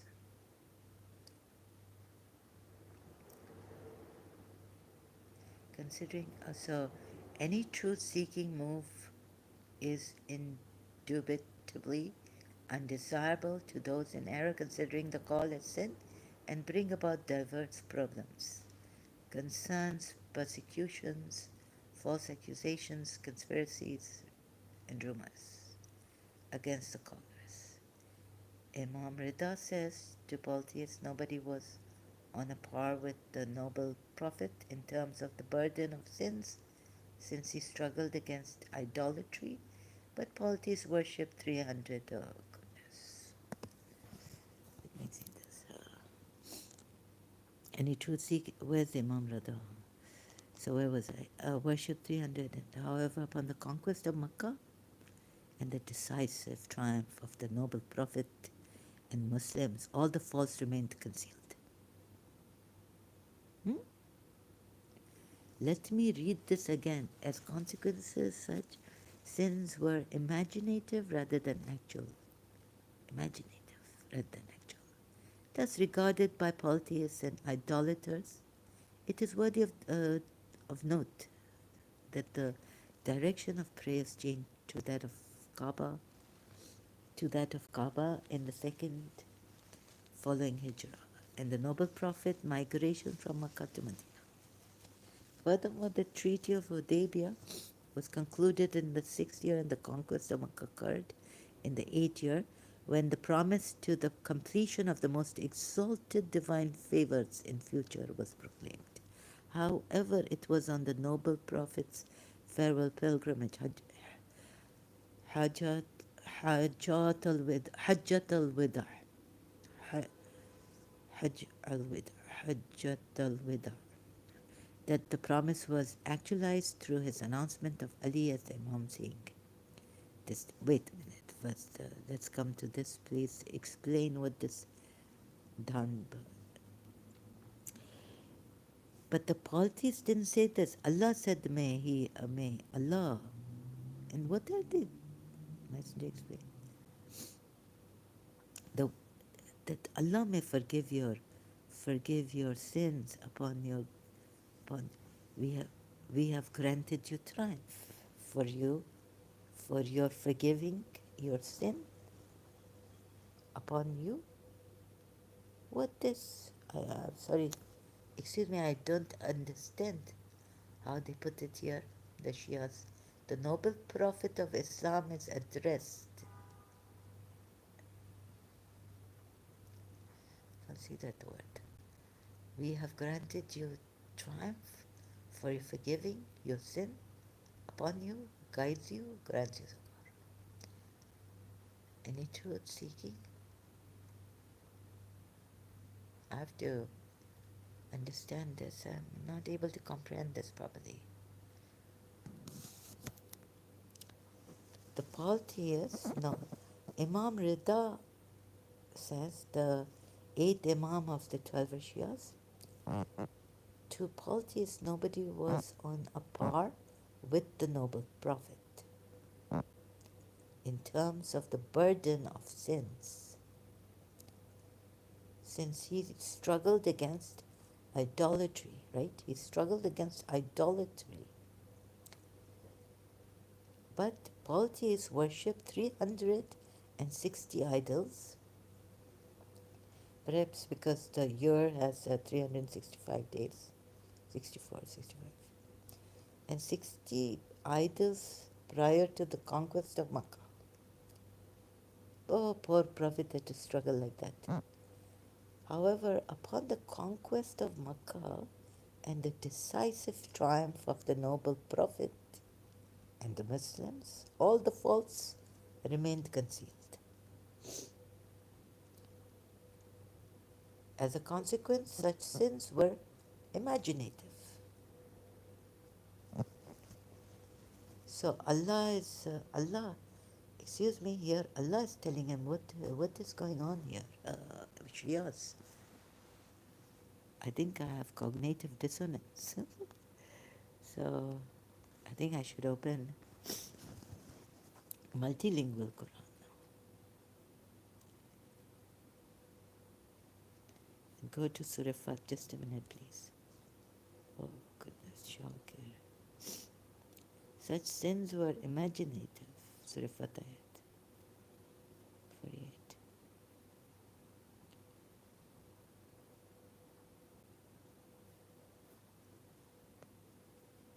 Oh, God. You had a dream and, excuse me, that Allah may forgive your community.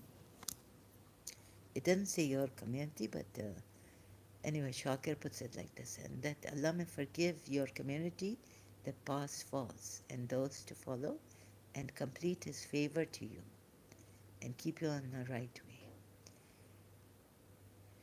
Puya Ali commentary, this Shia commentary. We are on Shia website. Quran, tafsir.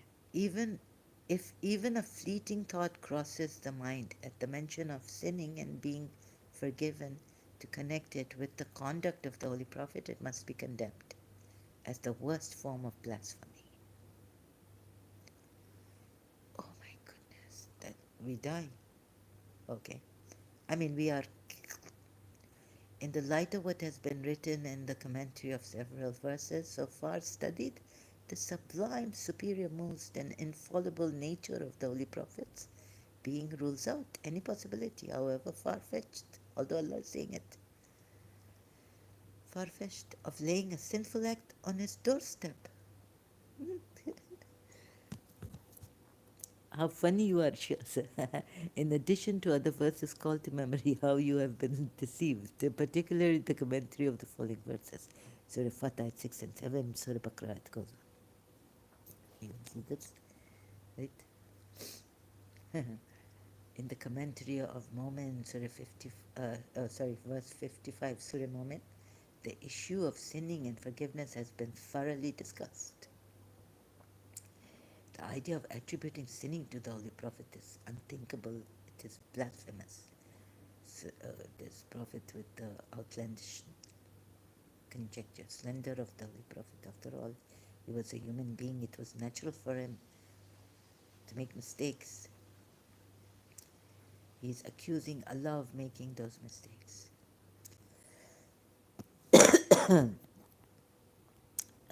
Verses 2 to 9 of Najm alone are enough to establish the fact that if anyone dares to slander the Holy Prophet with the outlandish conjecture that as, after all, he was a human being, it was natural for him to make mistakes. He is accusing Allah of making those mistakes. Then it means, what is this? In reality, there are two schools of thought among his followers. One school of thought follows the philosophy of companions, among whom the Sheikhain,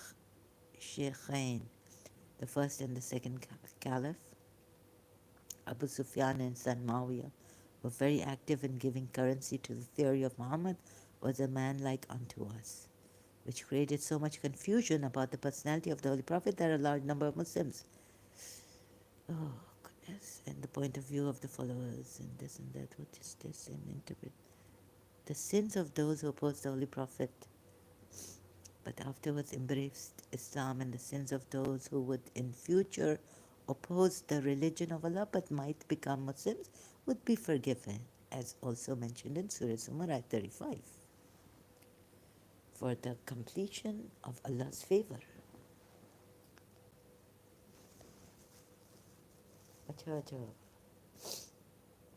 Oh, this is for those people who will embrace Islam, their sins will be forgiven. Let's see the what's Abdullah's translation of this ayat? Verily we have granted thee, oh no, second.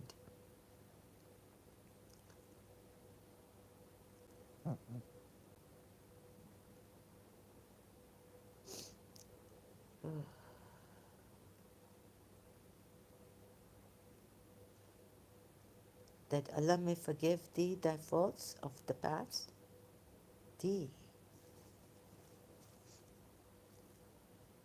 So, yeah.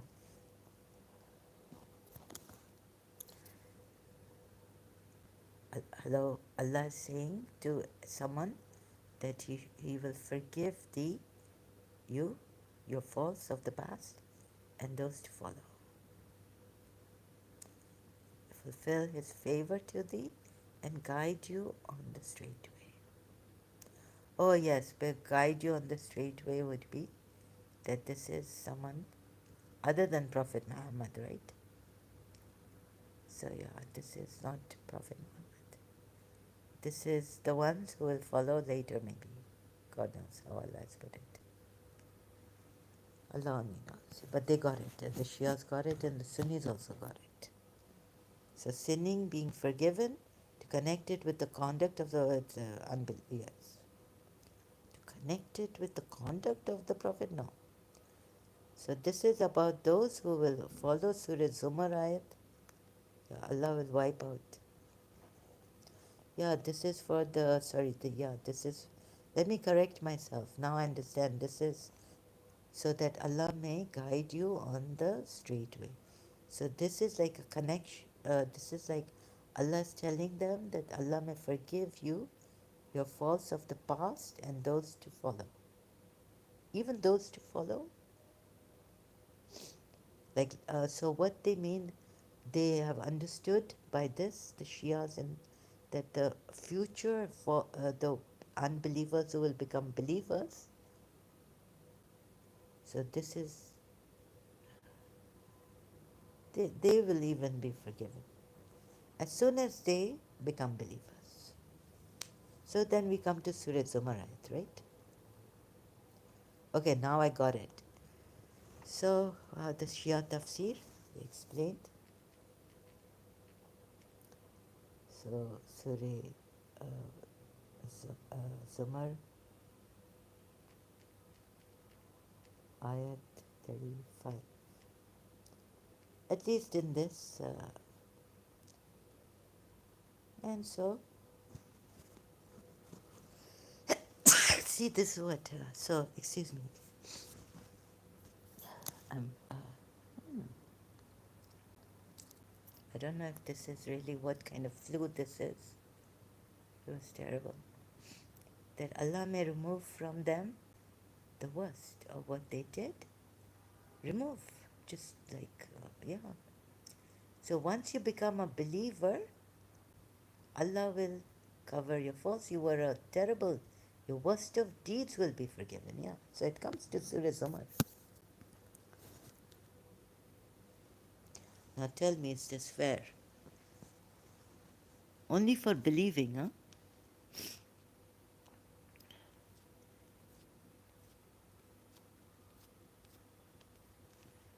Is not Allah sufficient for His servant Prophet Muhammad, i.e., Prophet Muhammad? And yet they threaten you with those other than Him, and whoever Allah leaves astray, for him there's no guide. Okay. If God guides someone, no one can lead him. So goodness, God Almighty, capable of okay. What else is there? And if you ask them who created the heavens and the earth, they would surely say Allah. Huh? Say then, have you considered what you invoke besides Allah? Yes. If Allah intended me harm, or are they the remover? No. But the moment you believe, Allah removes your worst of deeds. Sorry, excuse me. Oh, God. I think I should take a break now and come back and do short. This is 2 hours. No, I pushed myself.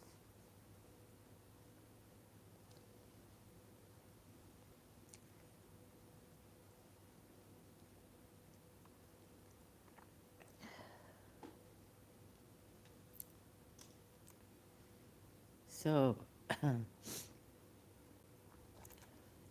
sufficient for me is Allah. What you invoke besides Allah. If Allah intended me harm, so wait a minute. And are they removers of His harm? No. But they believe in Allah, and they believe that Allah has put these people down here for them to invoke and use them as partners with Allah, who are your protectors, like Waliyakum in Surah Maida at 55, that you can invoke, why not? When the angels come down to tell you the message of Allah and tell you that when you are steadfast in Allah, so why can't you use the angels you can invoke to also, right? This is not fair. And He removes the worst of deeds, just that you are new believers, your worst of deeds are forgiven. That means that you are the worst of people even, as polytheists and Ele Kitab, all that will be gone because now you will become believers who are the best. And if Allah can remove your deeds, worst of deeds, only on belief, on entering Islam, embracing Islam, accepting Islam, what a thing. But maybe the polytheists have done some great things, like helped orphans, God knows what. Those deeds will be the worst. They're still worst of people, because this is evil. They believe in Satan. They worship Satan. They followed Satan.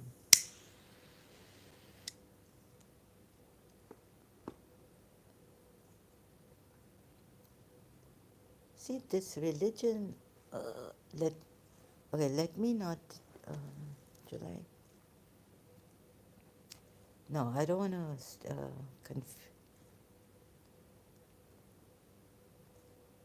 I better stick to the ayats first, step by step, show you.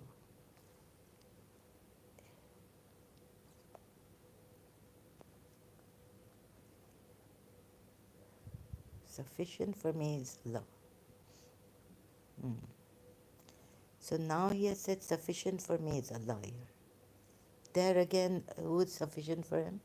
In Surah Anfal, not only Allah, but the believers. Allah will aid him with his aid, the messenger, and moreover, with the believers, Allah will aid him. But then, also in Surah Anfal, there's a ayah that says Allah is sufficient for him. And then he says, so there are many, many such contradictions you should see, right? And leave by now. And when they criticized him, you say, there's the brother was giving another, that this old woman was throwing things at him, garbage and all. He was passing by her house every time, the apartment she was living on high, and throwing at him Prophet Muhammad, and the Prophet Muhammad didn't say anything.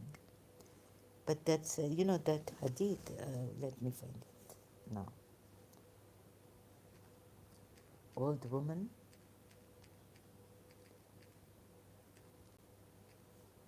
was throwing garbage at Prophet Muhammad, or on hadith. Or maybe it is inside story. It goes that the Jewish woman in Makkah who would throw garbage on the doorstep of the Prophet. Oh, the doorstep of the Prophet in defiance of his message. And one day she fell sick and could not throw the garbage, so the Prophet visited her.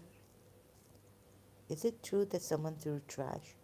Unfortunately, there were more than one person who threw refuse and waste on the doorstep of the Holy Prophet. Hadith, I can't find the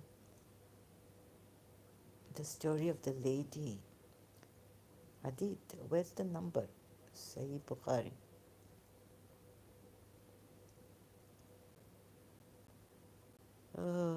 Narrated Abdullah. Sahih al-Bukhari 2934. Narrated Abdullah. Once the Prophet was offering the prayer in shade of the Kaaba, Abu Jahl and some Qurayshi men sent somebody to bring the abdominal contents of a she-camel which had been slaughtered somewhere in Makkah. And when he brought them, they put them over the Prophet. Then Fatima came to threw them away from him. Yeah, I know about this, the Shias. But then old lady, and then maybe it's in here, let me read the whole. And he said, and then Fatima, his daughter, used to clean up, came and threw them away from him, and he said, oh Allah, destroy the pagans of Quraysh. Oh Allah, destroy Quraysh. Oh Allah, destroy Quraysh. I mean, I was just told until here. I was not told that he said destroy, destroy, destroy Quraysh. Shias will only read up till here. And they've told me that Fatima used to, they used to throw all these bad things, animal organs and all, on him while he was even praying in sajda.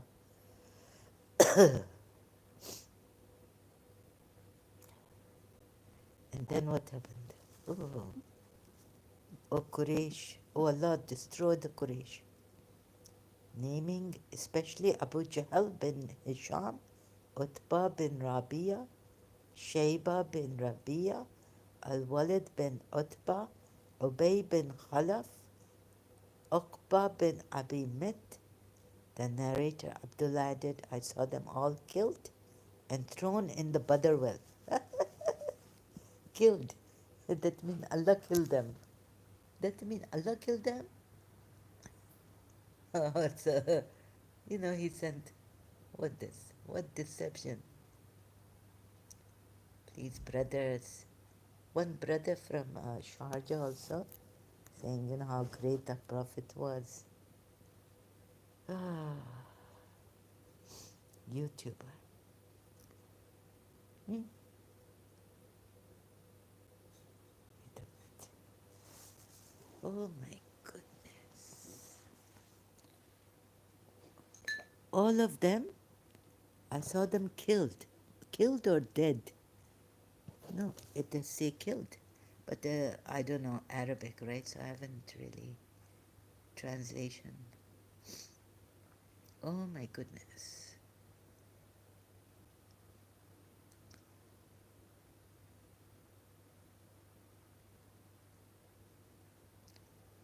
So you see, like this, Holy Prophet getting very angry. Shias, you told me Fatima only taking it and throwing it away. No, and okay, so only till here, right? Not, and he said, oh Allah, destroy. No, no, Shia, this pagans have added, terrible, put it against Prophet Muhammad.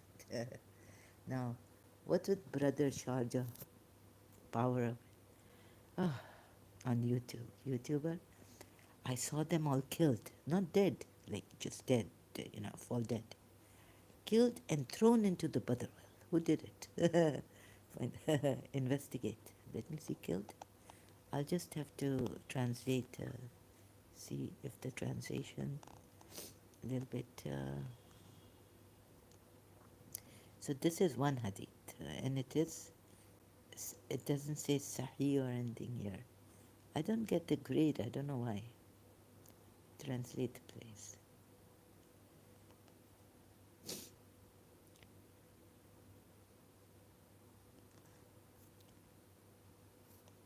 Wait,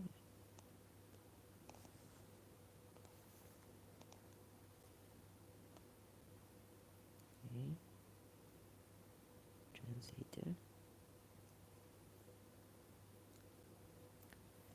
I saw them dead in. No, it says dead here. It doesn't say killed. So that's what I was saying. I saw them dead in Qalib Badr. Abu Ishaq said, and I forgot the seventh. Yusuf ibn Ishaq said of Abu Ishaq, Umayyah ibn Khalaf. He said the division of illiteracy of father and the correct illiteracy. Now, either this translation right, I saw them dead in the well of Badr. Killed. They put killed here, you see? Here they put killed. I translated and they say they're dead. I saw them all dead and thrown in the. Huh.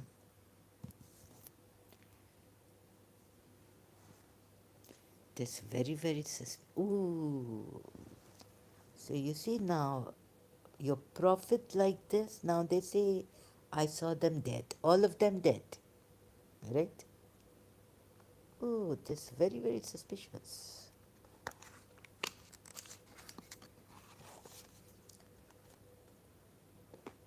Now, if a prophet like this, if you say anything to Muslim leaders, what happened? Oh, you can be killed. Muslim leaders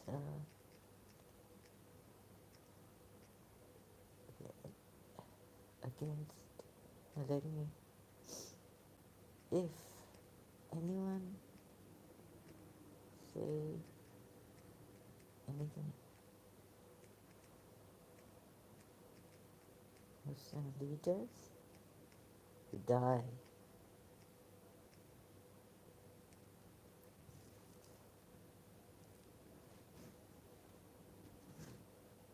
It is haram to speak out against Muslim leaders. Islam answers. No, it is not haram to speak out against Muslim leaders. They are not prophets. They make mistakes. Acha. Is it haram? Meaning, sorry. Is it haram? I didn't read this properly. It's my fault. Sorry. Going against unjust Muslim rulers. Darul. If let's go to Darul. But Darul. Wait. I have a question. I just see a. Wait a minute. Before going, Sahih Bukhari, book 43, operations. Narrated Abu Sa'id al-Khudri. Allah's Apostle said, when the believers pass safely, hell, paradise, so that's admitted by Muhammad. This, Allah will bring a believer. No, let's go to this Darul Ifta giving new things. I have a question, sorry. I have a question regarding the following hadith from Sahih al-Bukhari. Could you please elaborate on what is considered open kufr? For example, in our countries, the leaders have allowed usury and are implementing secular laws against the ayat of the Quran. Also, we see our leaders allowing use of Muslim lands and airspace by the US to kill Iraqis. Is this open kufr? Narrated Junada bin Abi Umayyah. We entered upon Ubadah bin As-Samit while he was sick. We said, may Allah make you healthy. Will you tell us a hadith you heard from the Prophet and by which Allah may make you benefit? He said, the Prophet called us and we gave him the pledge of allegiance for Islam. And among the conditions on which he took the pledge from us was that we were to listen and obey the orders both at the time when we were active and at the time when we were tired. And at our difficult time and at our ease, and to be obedient to the ruler and give him his right, even if he did not give us our right.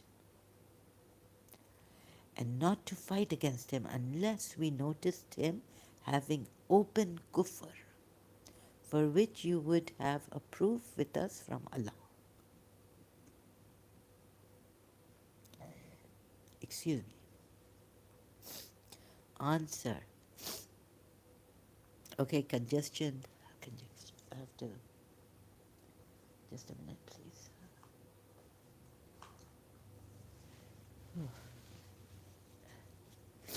In the name of Allah, the most compassionate, the most merciful, the great Hadith expert, Hafiz, Imam Ibn Hajar al-Asqalani, Allah have mercy on him, states in his monumental commentary of Sahih al-Bukhari, Fath al-Bari, in the explanation of this very hadith, the meaning of open kufr is clear and apparent, and the meaning of having a proof from Allah is a clear text of the Quran or an authentic hadith, both of which are unambiguous and not subject to speculation, ta'wil. Therefore, it is not permissible to go against the leader as long as his action is open to interpretation. Therefore, it is not permissible Darul Iftar. This is the Egyptian. Therefore, it is not permissible to go against the leader as long as his action is open to interpretation. Imam Nawawi, Allah have mercy on him, said the meaning of kufr here is sin. Excuse me. The meaning of kufr here is sin, meaning one should not object to the actions of the rulers unless they carry out clear and open transgression, not hidden, and which is contrary to the general principles of Islam. Others have said the ruler's leadership should not be challenged unless he commits kufr or a grave sin, in which case it should be condemned without using any violence. Just condemn it without using violence. Also, this ruling is when one is capable of doing so, not when you are not capable. Like maybe this Pakistani, where he gone? You see? Ibn Teen narrates from Al-Dawoodi. The scholars have stated that if one is able to remove a transgressing leader, ruler, without causing any fitna and oppression, then he should be removed.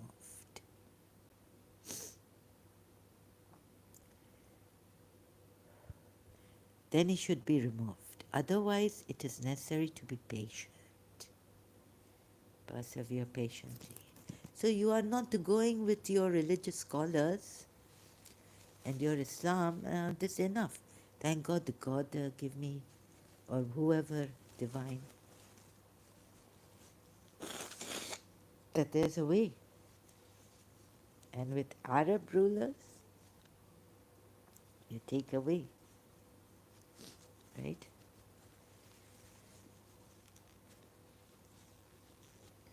You follow the Sunni rules.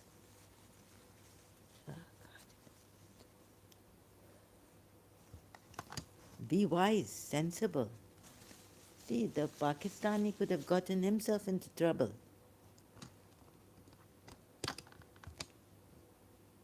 And me, yeah, I want to tell you this secret and talk about this and say this. This is not the way for the Arabs, Arab leaders, Sunni. I know the Sunni laws, right?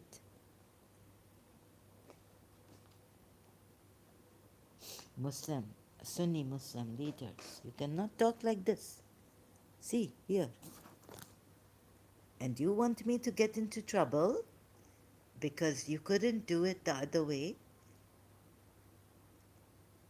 The scholars have stated that if one is able to remove a... Okay, what will you say if I told you that...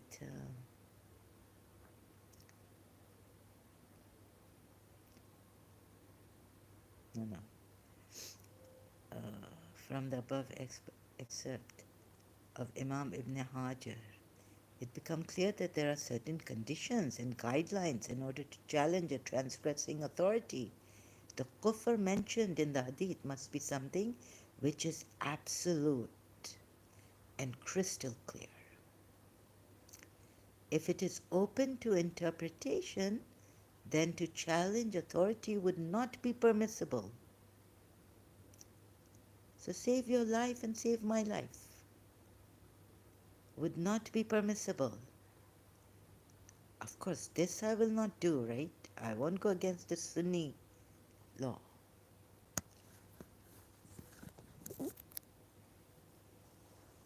Even as a Shia, I would not have gone against a Sunni law. Living in a Sunni leader, being an Emirati, quietly walk away. Or be quiet for the rest of your life.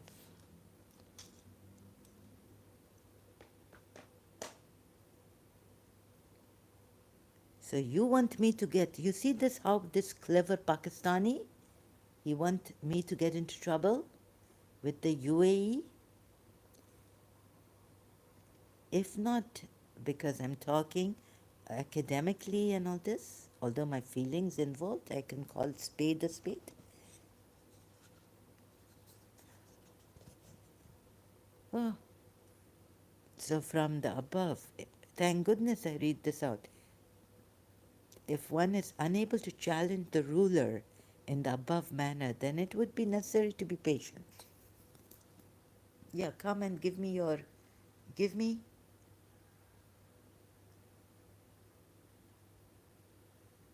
Muslims living in the West will also be obliged to abide by the laws of the country as long as it is not in contradiction to the Sharia. Sayyiduna, okay, they say it like this. Sayyiduna Abdullah ibn Umar, may Allah be pleased with him, narrates that the Messenger of Allah said, it is necessary upon a Muslim to listen to and obey the ruler in things he likes and dislikes, as long as he is not ordered to carry out a sin.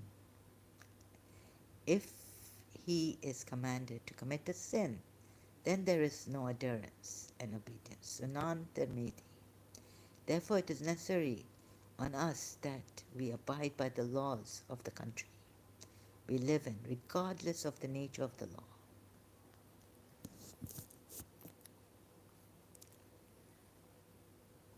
As long as it does not contradict the Sharia. For example, the law says that one must stop the car when the traffic light is red, or the speed limit on a highway is 70 miles per hour, etc. Now, this law is also binding on us from an Islamic perspective. The one who violates this will be sinful according to Sharia also. However, if the law demands something which is against Sharia, then it will be necessary to abstain from doing it. The Hadith says there's no obedience of any creation wherein there is disobedience to the Creator, Masnad Ahmad. In order to gain your just right, all means possible may be exercised as long as no harm is caused to other people, like disturbing me. Oh,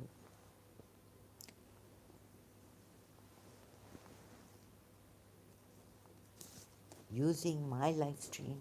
Why don't you go and on your live stream put it? You have your channel.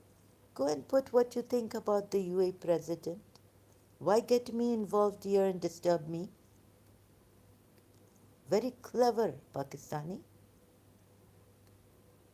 As it is, I'm doing something that I've contemplated and risked my life and thought if it did, I've kept myself quite. I know that in my country they find out, and I've made it. I've made myself quite transparent.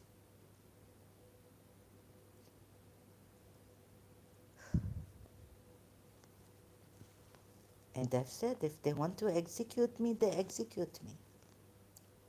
Right? I should bear the consequences. In order to gain your just right, or means, okay, concession. Now what else is there? There's no obedience of any creation wherein there's disobedience to the Creator. Must not have. In order to gain your just right, all means possible may be exercised. I think I read this concessions for them. If all the Muslims refuse to adhere to a particular unjust and un-Islamic law, the government will be forced to make concessions for them. We see many communities, Sikhs for example, that they manage to evade laws that go against their religion. If they can do it, there is no reason why Muslims can't. However, one must ensure that this is done with wisdom. Thank God I had it in mind. Otherwise, this Muslim, this Fahad Ali, not only getting himself into trouble, but me also, disturbing the. However, one must ensure that this is done with wisdom. precaution and gentleness. We don't want our actions to be a cause of giving non Muslims an excuse to attack Islam and Muslims. And Allah knows best. Mufti Muhammad ibn Adam, Darul Ifta, Leicester, UK. Now, this is from UK. You see?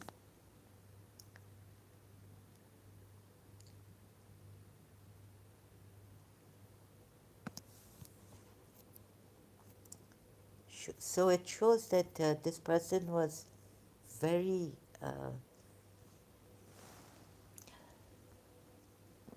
causing a lot of disturbance against me, only very callous and very horrible, unwise, to wanting to get me into trouble. If not in that this way, complaining to the Bay, Sheikh or UA, then some other way, trying the other way. How clever you are. So, wonder where you are now. Pakistani. Very chalak, huh? Why not? Why use my live stream? Why not go make your channel and say I'm from Pakistan and this is what the UAE president, I have proof and I have secrets and this. Yeah? Fahad Ali, Chuni. Oh, and I've also made a Facebook. I was very disturbed and during my sickness, right?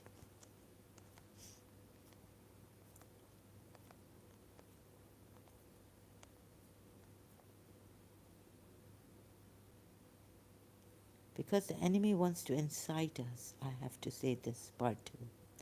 Because the enemy wants to incite us, I have to say this. 12, I think it was this one. Yeah, 12 hours ago. No. On YouTube, Fahad Ali against UAE President, incitement and death threats. This one day ago.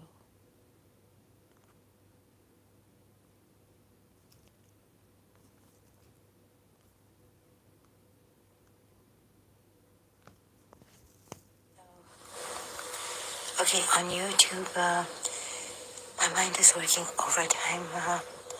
It's really disturbing. Someone's been coming on YouTube trying to incite, get me just tell me against my president.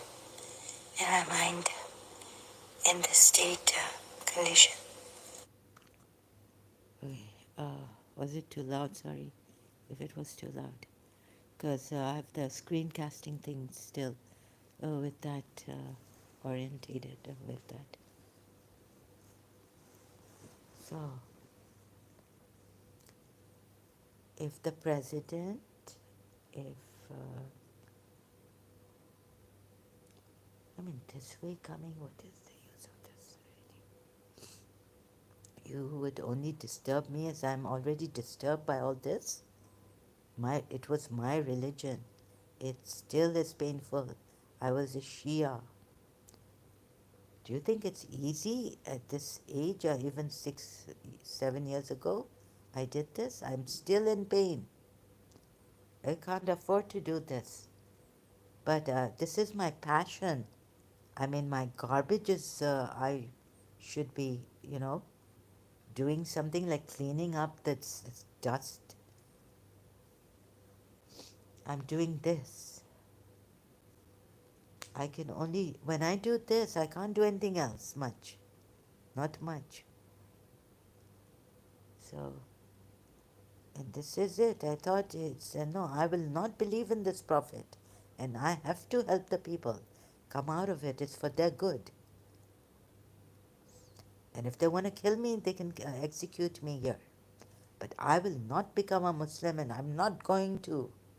Look at what this prophet who says, See how I loved the Christian prayer when it was on, for the betterment of all, for saving people's lives against witchcraft and demonic attacks and all this. Until it's there like that for people who are not well, Christians, and okay, but I also joined their prayer and thanked them.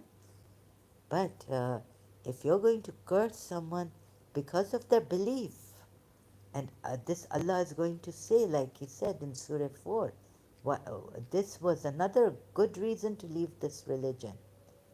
Surah Nisa ayat 82, before we obliterate faces, what kind of a God is this that will be cursing before we obliterate? Sorry, I keep forgetting. No, no, this is not my God.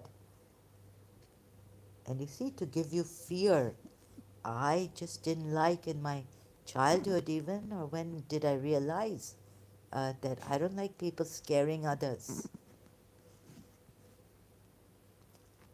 I hated when the security of people is, uh, you know, violated. Oh, you were given the scripture. What kind of a God is this? Please see this and come to your senses. This is enough that this Allah is not a true Allah. This verse is enough to tell me that what kind of an Allah would say it this way. No, for me, if Christian is good prayers, not saying against idol worshippers, yeah, those idol worshippers who are against them in history, wanting to kill them, yes, but just for being idol worshippers, no. So, I join Christians in their prayers, good prayers for the world, a peace, this, for people who are not well. I would join the Jews, I would join the Hindus, but to tell me that this is the true God, no, no, no.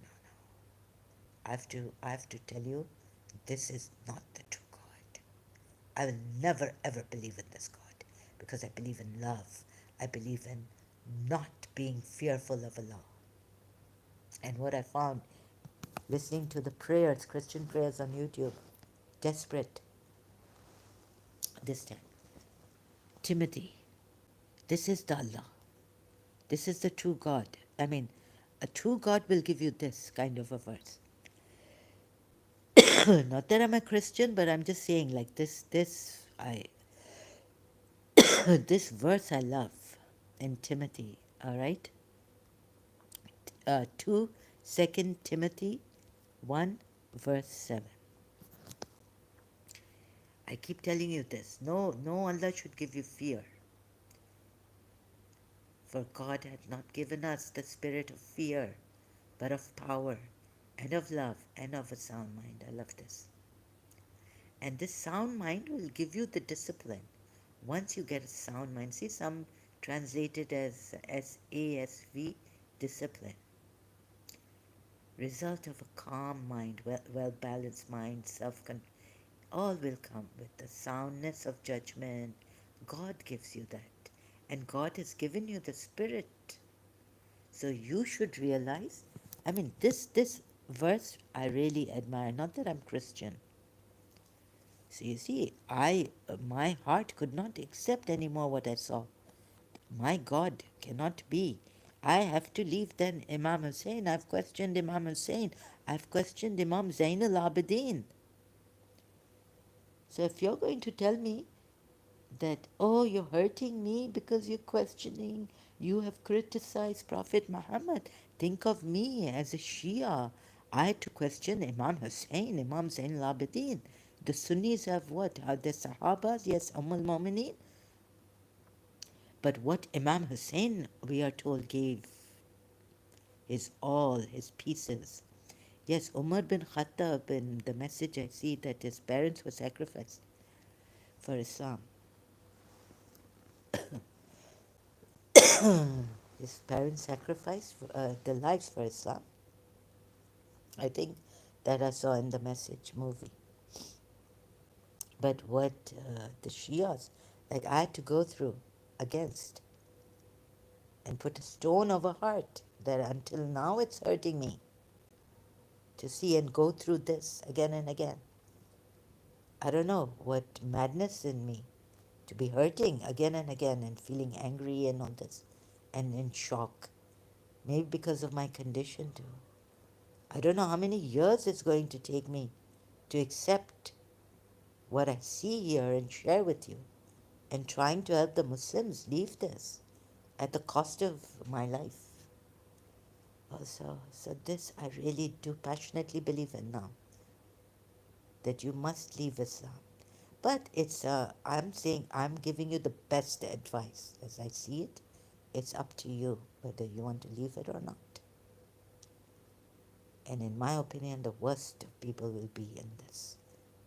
How could a true God, in fact, open-minded, spiritual, maybe you'll say, even the, oh God, see, love can't be unconditional love. Compassion, can it ever be from shaitan?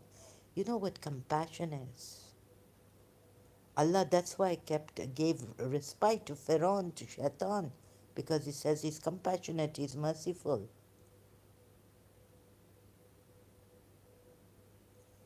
Even though he hates, he hates Zulm, yet, then why did he give all this life to Shaitan?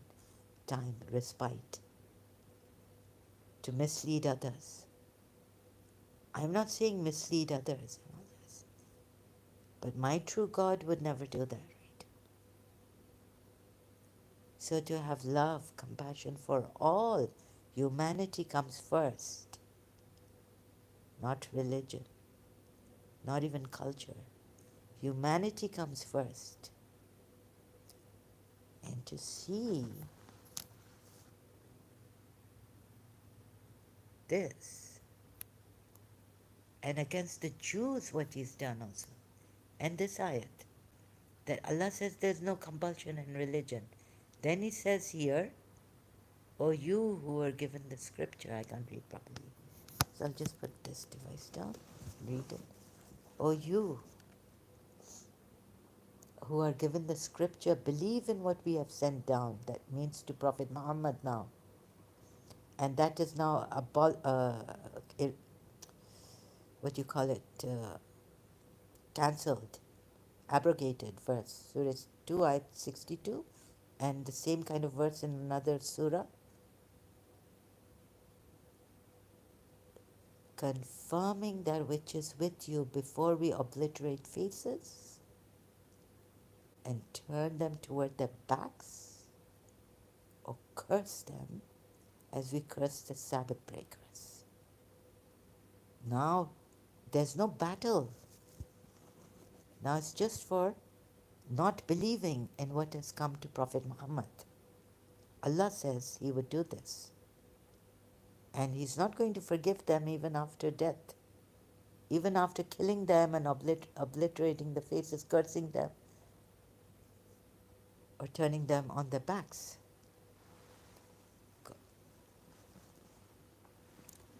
And ever is the matter of Allah accomplished.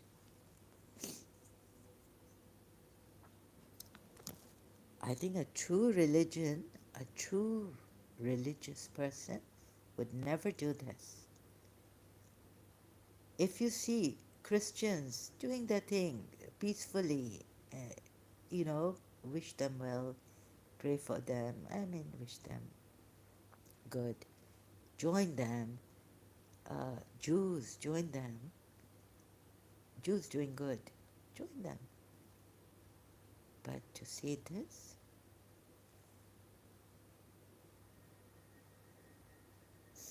maybe Allah, God, true God, okay, he says, okay, you're worshipping me as Jews, this is your tradition.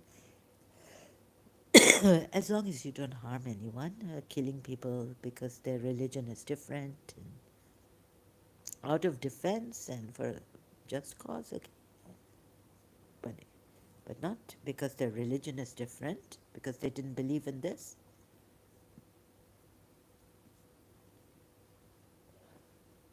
So there, you can do good. Good has a wide connotation, I know. And at least intention. So let's make an intention.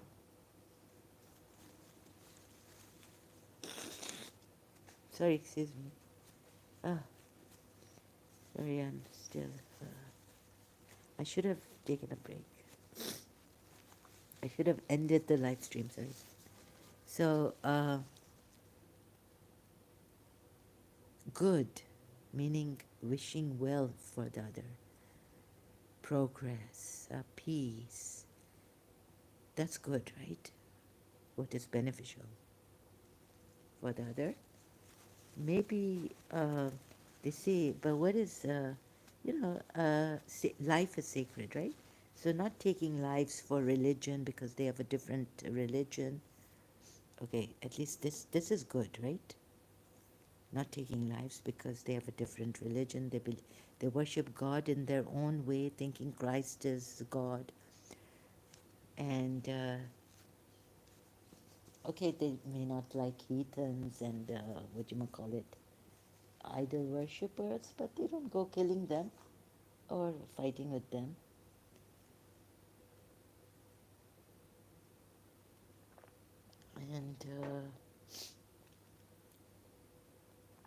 And they have, at least in London, I didn't see like I saw the like Christians, Hindus together, mostly fitting in. So being friends and all this, like don't be friends with them, curse them inside, outside, this hypocritical way. But here Allah says He's going to do this. What kind of, this is not my Allah. This shouldn't be your Allah too, good people. Like good people. The true Allah, true God.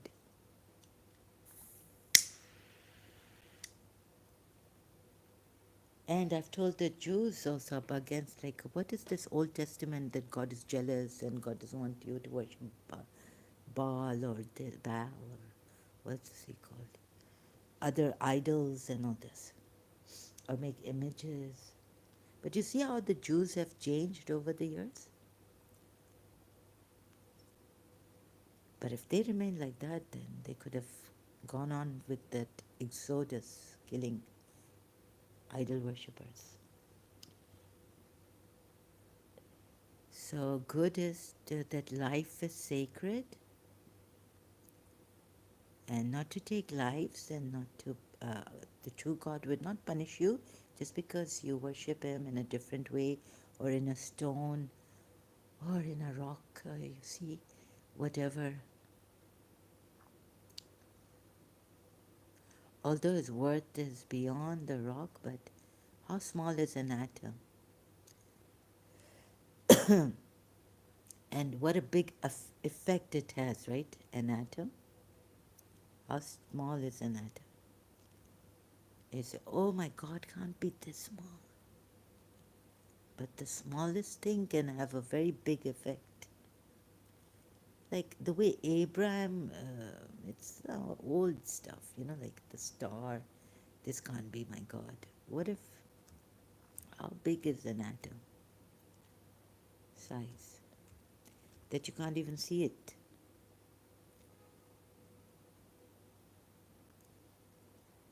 But something that is at atomic radius.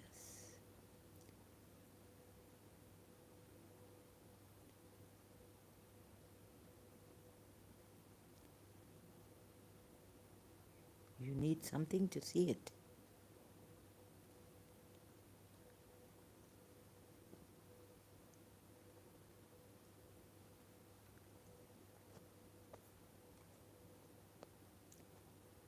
Radius reduces as one progresses through a period. Increases. Okay. How small? Yet you say, okay, this is Then you say this is a stone. You know, stones have effects. I was told I went to a stone shop. If you wear this stone, now you see these stones have effect. If you wear turquoise, this will be good for, if you wear the stone, it'll be good for your health.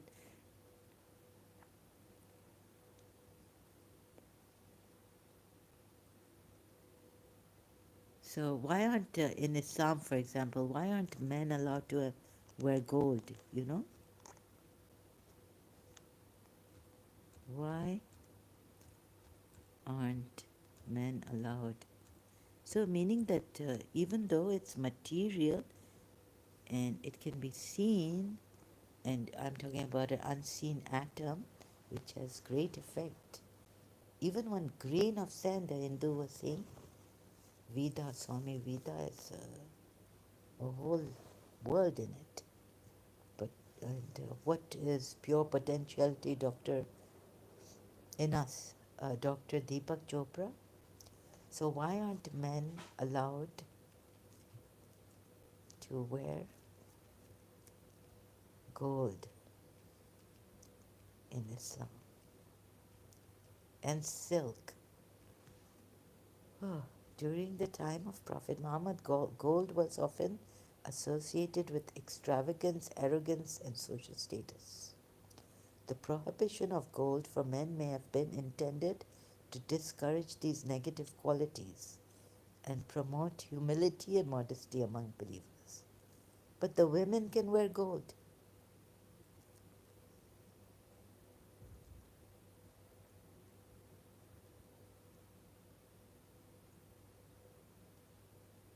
Luxurious living, just for that.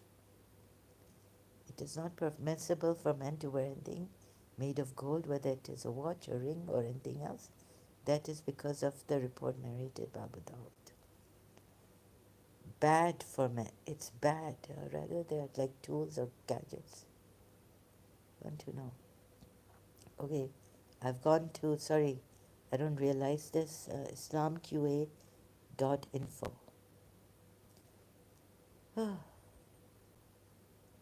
Let's see. Can men wear gold?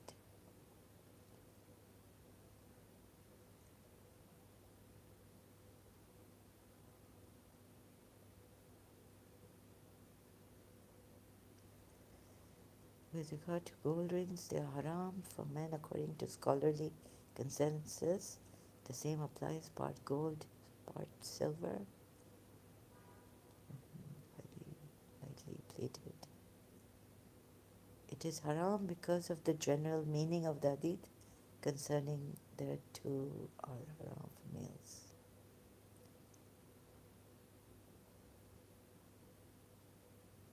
Okay, this hadith, let's read it. That is because of the report narrated by Abu Dawud 4057, Al-Nasai 5144, and Ibn Majah 3595. I was told it is bad, it has a bad effect on men.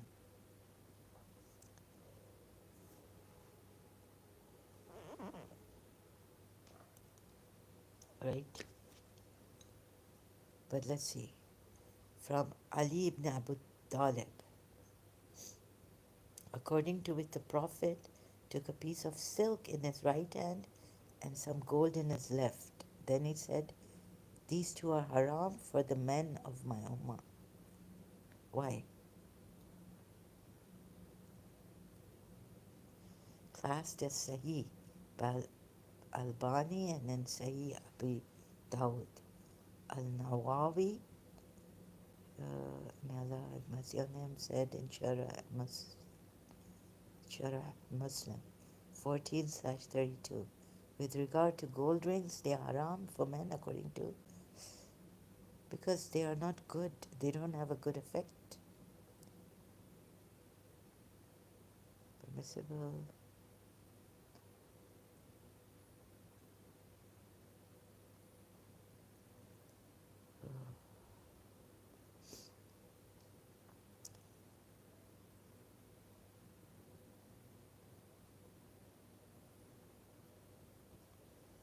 With regard to making gold watches, if they are made for women, it is permissible. But if they are made for men, it is haram because that comes under the heading of helping the sinner in a sin and approving of it.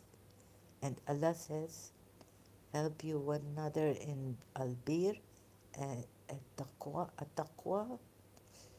and do not help one another in sin and transgression. And fear Allah, verily Allah is severe in punishment. Surah Ma'idah 2. Is it permissible in Islam to repair watches made of gold? Oh goodness. I thought it was, okay, it doesn't say it has a bad effect, so let's leave this. Why is the gold haram? Gold was often as extravagance, this is all we get. I thought it had a bad, let me see Shia.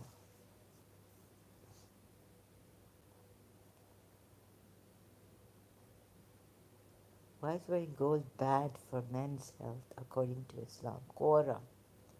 It's a little bit of, it's coming from, someone has written this in Quora, I don't know who. Maybe this also, these but I don't know. That's what I was told, that it's bad for men's health. But the hadith I find is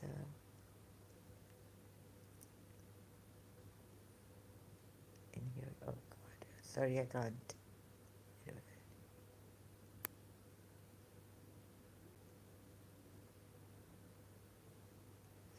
And what else? This.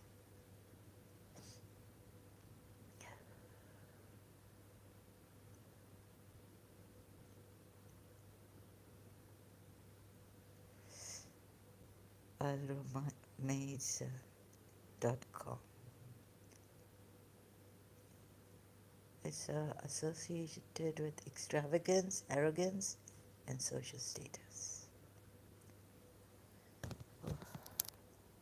Let me see now what the Imams have said.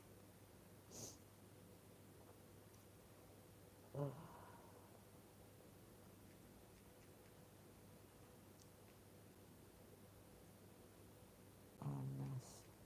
Or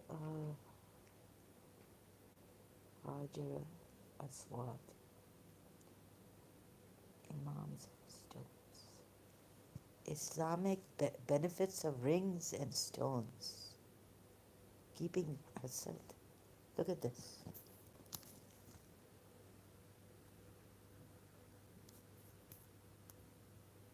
This is 12 Shia.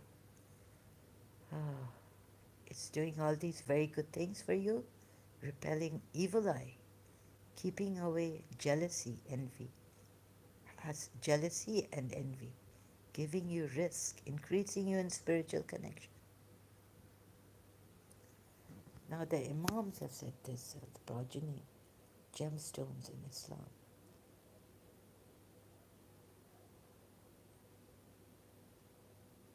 Sunni perspective. All Muslims believe in the recommendation of touching and kissing the black stone in the Holy Kaaba. What, and what power it holds. Do you see this? What power?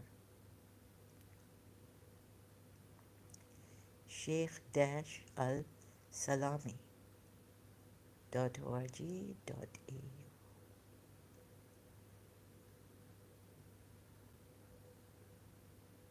Yaqut Ruby. Zabarjad. This is again 12 Shia. Imam al-Rida. Imam Ali al-Rida. 12 Shia. You see all this? Okay, I better go now. Thank you so much if you watched this and if you're going to watch it or if you were here until whenever it was for you to watch. Thank you, and sorry about this. I had to do it this way. It doesn't come on screencasting.